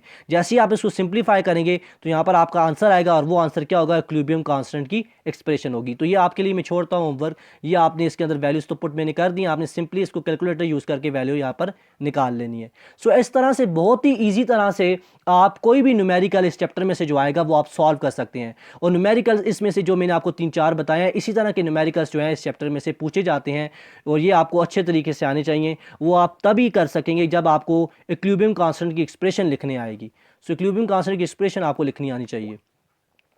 नेक्स्ट चीज़ हम लास्ट टॉपिक देखते हैं इस चैप्टर का, वो है इंपॉर्टेंस ऑफ इक्विलिब्रियम कांस्टेंट या applications of equilibrium constant. Equilibrium constant जो होता है उसकी वैल्यू स्पेसिफिक होती है, और वो कांस्टेंट रहती है किसी भी पार्टिकुलर टेम्परेचर के ऊपर, क्योंकि हमने कहा था कि ये किसके डिपेंडेंट होता है, ये सिर्फ टेम्परेचर डिपेंडेंट होता है। मीन्स किसी भी पार्टिकुलर रिएक्शन का, किसी भी सिस्टम का अगर हम टेम्परेचर चेंज करेंगे तो हमारे पास Kc की वैल्यू भी क्या होगी, चेंज हो जाएगी। इसके अलावा किसी भी कंसंट्रेशन के ऊपर, इनिशियल कंसंट्रेशन या वॉल्यूम या प्रेशर के ऊपर डिपेंड नहीं करता। अब सबसे पहले जो हम प्रेडिक्शन करते हैं Kc की वैल्यू यूज़ करके, वो हम डायरेक्शन ऑफ रिएक्शन को चेक करते हैं कि मीन्स जो इक्विलिब्रियम कंसंट्रेशन को अगर हम यानी इक्विलिब्रियम पॉइंट के ऊपर अगर कोई कंडीशन जो है वो चेंज कर रहे हैं तो इक्विलिब्रियम कांस्टेंट की वैल्यू से हम डायरेक्शन ऑफ रिएक्शन भी निकाल सकते हैं।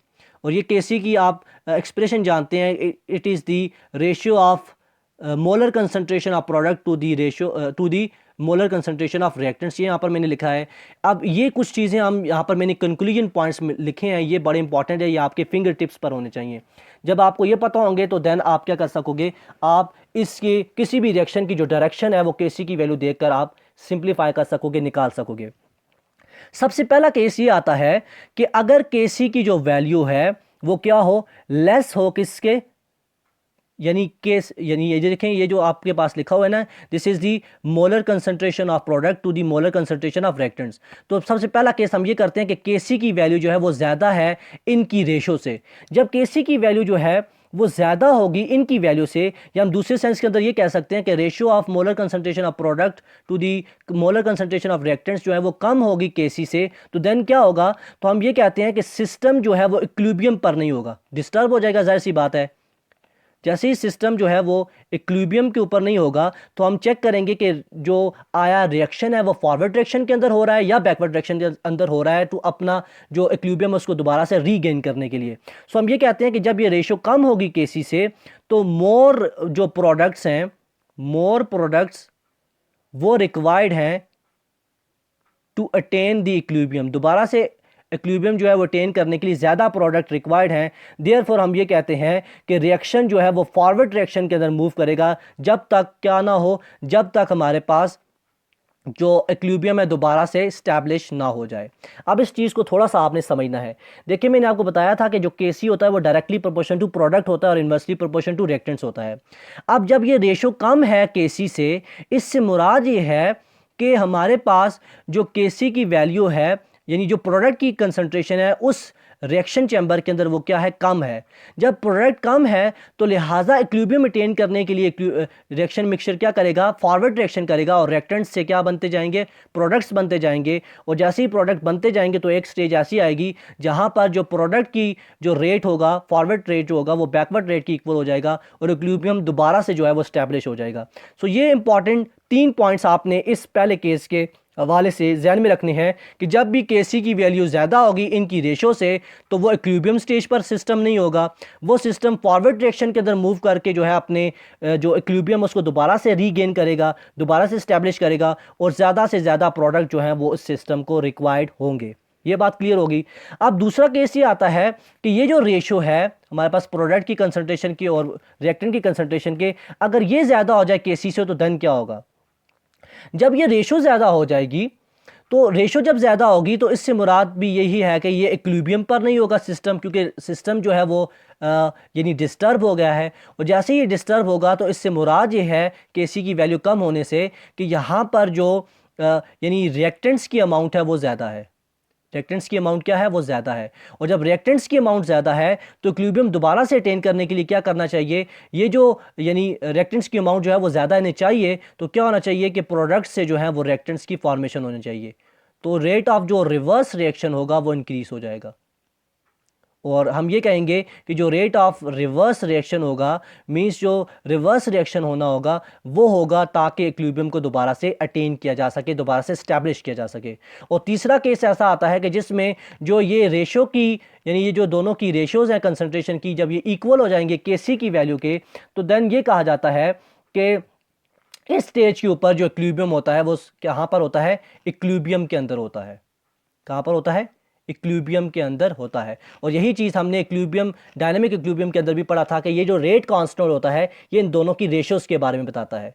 सो जब ये रेशोज़ और ये रेट कांस्टेंट की वैल्यू आपस में इक्वल होगी तो हम ये कहेंगे सिस्टम कहाँ पर है, इक्विलिब्रियम स्टेज के अंदर मौजूद है। मीन्स जो रेट ऑफ फॉरवर्ड रिएक्शन है वो इक्वल है रेट ऑफ बैकवर्ड रिएक्शन के या रिवर्स रिएक्शन के। सो आई होप कि ये जो केसेस 3 मैंने आपको बताए हैं वो आपको क्लियर हुए होंगे। नेक्स्ट चीज़ हम देखते हैं एक्सटेंट ऑफ केमिकल रिएक्शन। जो दूसरी चीज़ हमें पता चलती है इक्विलिब्रियम कांस्टेंट से, वो हमें पता चलता है कि कोई रिएक्शन किस हद तक हुआ है। एक्सटेंट बोलते हैं किस हद तक हुआ है, मीन्स वो फॉरवर्ड रिएक्शन के अंदर अगर हो रहा है तो वो किस हद तक हुआ है, और बैकवर्ड के अंदर हुआ तो वो किस हद तक हुआ है, उसके अंदर नंबर ऑफ जो रिएक्टेंट्स की अमाउंट है, जो प्रोडक्ट की कंसंट्रेशन है वो कितनी है, वो सारी चीज़ें हमें पता चलती है इस इक्विलिब्रियम कांस्टेंट से। सो अगर हम एक्सटेंट की बात करें तो ये डिपेंड किसके ऊपर करती है, ये इक्विलिब्रियम कांस्टेंट के ऊपर ही डिपेंड करती है। यानी इसकी ये डिपेंड करती है मैग्नीट्यूड ऑफ केसी के ऊपर। मींस केसी की जो मैग्नीट्यूड की वैल्यू होती है उसके ऊपर डिपेंड करती है। उसकी रिएक्शन यहाँ पर मैंने लिखा है सिंपली ए रिएक्टेंट बी के साथ मिलकर सी प्लस डी बना रहे हैं, इसलिए ये हमने ये लिखी है क्या चीज़, इक्विलिब्रियम कांस्टेंट की एक्सप्रेशन। अब 3 केसेस यहाँ पर भी हम डिफाइन करेंगे, 3 केसेस को याद करेंगे। ये 3 केसेस अभी ही आपने मेरे साथ याद करने हैं पेपर्स के अंदर, ताकि अगर इसमें से कोई एमसीक्यूज आए या क्वेश्चन है वो आप उसको सॉल्व कर सकें। सबसे पहला केस ये है कि केसी की अगर वैल्यू बहुत ज़्यादा स्मॉल होगी, तो मैंने आपको बताया था केसी जो होता है वो डायरेक्टली प्रोपोर्शन होता है किसके, प्रोडक्ट की, और इनवर्सली प्रोपोर्शन होता है रिएक्टेंट से। तो केसी बहुत ज़्यादा स्मॉल होने से मुराद क्या है कि जो कंसंट्रेशन ऑफ प्रोडक्ट्स हैं वो भी क्या हैं, वो बहुत ज़्यादा स्मॉल हैं। सो हम ये कहेंगे कि जो कंसंट्रेशन ऑफ प्रोडक्ट्स हैं वो क्या है, कम है, और जो कंसंट्रेशन ऑफ रिएक्टेंट्स हैं वो क्या है, ज़्यादा है। ठीक है, ये बात आपको क्लियर हो रही है आई होप। कि देखिए केसी की वैल्यू कम है तो इससे मुराद क्या है, रिएक्टेंट्स की अमाउंट ज़्यादा है और प्रोडक्ट की अमाउंट कम है। तो ये चीज़ पहले पता चलती है हमें।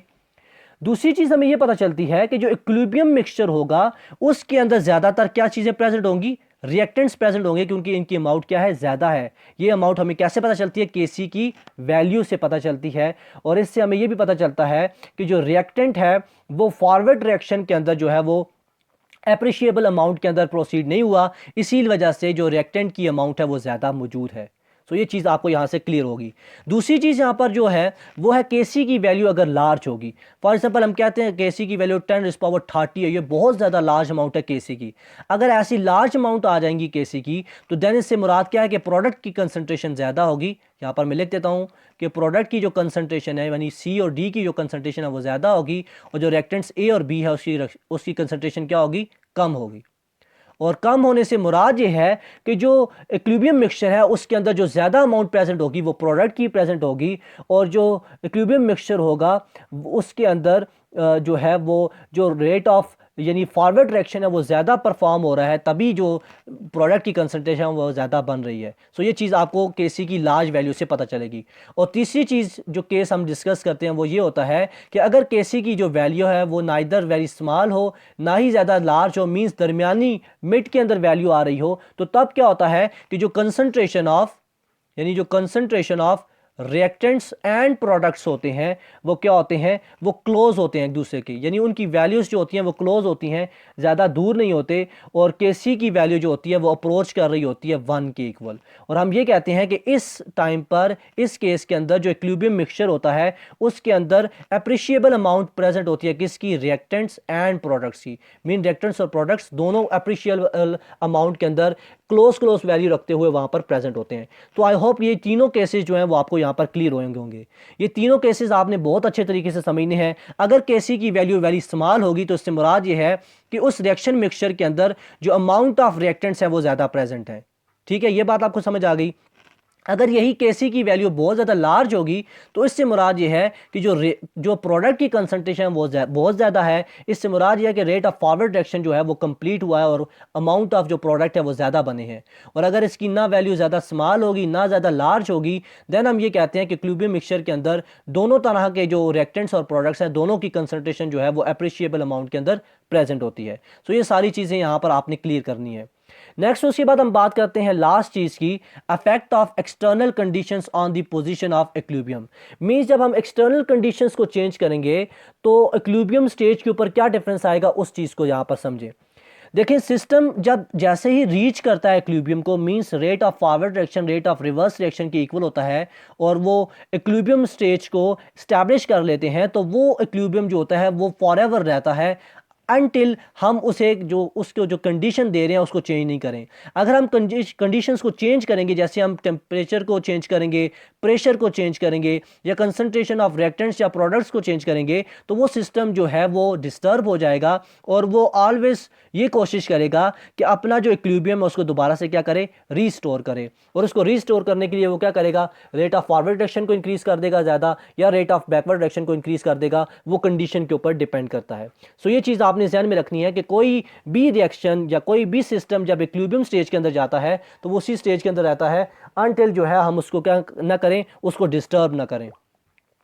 और उसके बाद लास्ट के अंदर कुछ यहाँ पर मैंने आपको प्रैक्टिस एमसीक्यूज दिए हैं, कुछ प्रैक्टिस क्वेश्चंस दिए हैं। ये क्वेश्चंस आपने खुद प्रैक्टिस करने हैं। ये वो क्वेश्चंस मैंने यहाँ पर लिखे हैं जो कि बहुत ज़्यादा इनकी प्रोबेबिलिटी है ये पेपर के अंदर पूछे जा सकते हैं। इस चैप्टर में से जो इंपॉर्टेंट क्वेश्चंस थे वो यहाँ पर मैंने आपके साथ शेयर किए हैं। ये आप ज़रूर इनको जो है वो खुद प्रैक्टिस करें शीट के ऊपर, ताकि आपका जो मैंने आपको पूरा चैप्टर पढ़ाया है वो सारे कंसेप्ट जो हैं वो आपके जहन के अंदर भी हों, और जब आप उनको लिखेंगे तो आपका एक जो राइटिंग स्पीड है वो भी तेज़ हो जाएगी। तो पहले क्वेश्चन के अंदर आपने क्या करना है कि अगर केसी की ये वैल्यू हो, यानी केसी एक्सप्रेशन ये हो, तो आपने उसके लिए रिवर्सिबल रिएक्शन लिखना है। मीन्स ये सी प्लस डी, सी और डी जो हैं ये प्रोडक्ट्स हैं, ए और बी क्या हैं, रिएक्टेंट्स हैं। तो इनकी जो मैंने यहाँ पर एक्सप्रेशन लिखी है इससे आपने क्या लिखना है, इसका रिएक्शन लिखना है। दूसरे क्वेश्चन के अंदर ये रिएक्टेंट्स मिलकर प्रोडक्ट की फॉर्मेशन कर रहे हैं, आपने यूनिट बतानी है किसकी, केसी की। तो इजी आप इसके लिए क्या करेंगे, केसी की एक्सप्रेशन लिखेंगे, उसके अंदर मोल पर डेसीमीटर क्यूब डालेंगे, कैंसिलेशन करके जो यूनिट आएगी वो केसी की बता देंगे।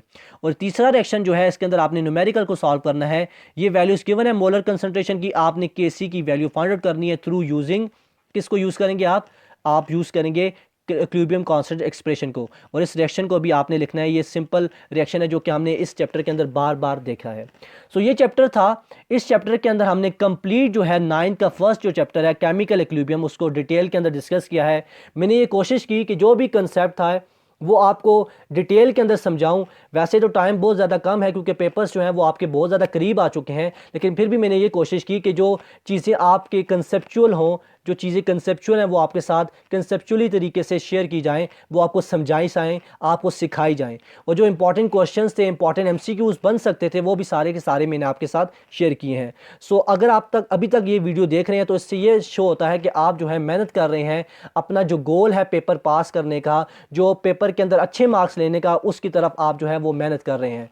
सो इस वीडियो को ज़्यादा से ज़्यादा शेयर करें ताकि और जो लोग हैं और जो स्टूडेंट हैं जो कि तैयारी कर रहे हैं बोर्ड एग्ज़ाम की, वो भी इस लेक्चर से जो है वो फ़ायदा हासिल कर सकें। इस वीडियो को ज़रूर लाइक करें और हमें कमेंट बॉक्स में कमेंट करके बताएं कि ये लेक्चर आपको कैसा लगा है। इंशाल्लाह हम जो है डे आफ्टर टुमारो जो है नेक्स्ट जो दूसरा चैप्टर होगा, मीन्स जो एसिड बेसिस और साल्ट वाला चैप्टर होगा, उसको कंप्लीट 1 शॉट के अंदर देखेंगे। तब तक के लिए अपना ख्याल रखें। मुझे इजाज़त दीजिए। अल्लाह हाफिज़।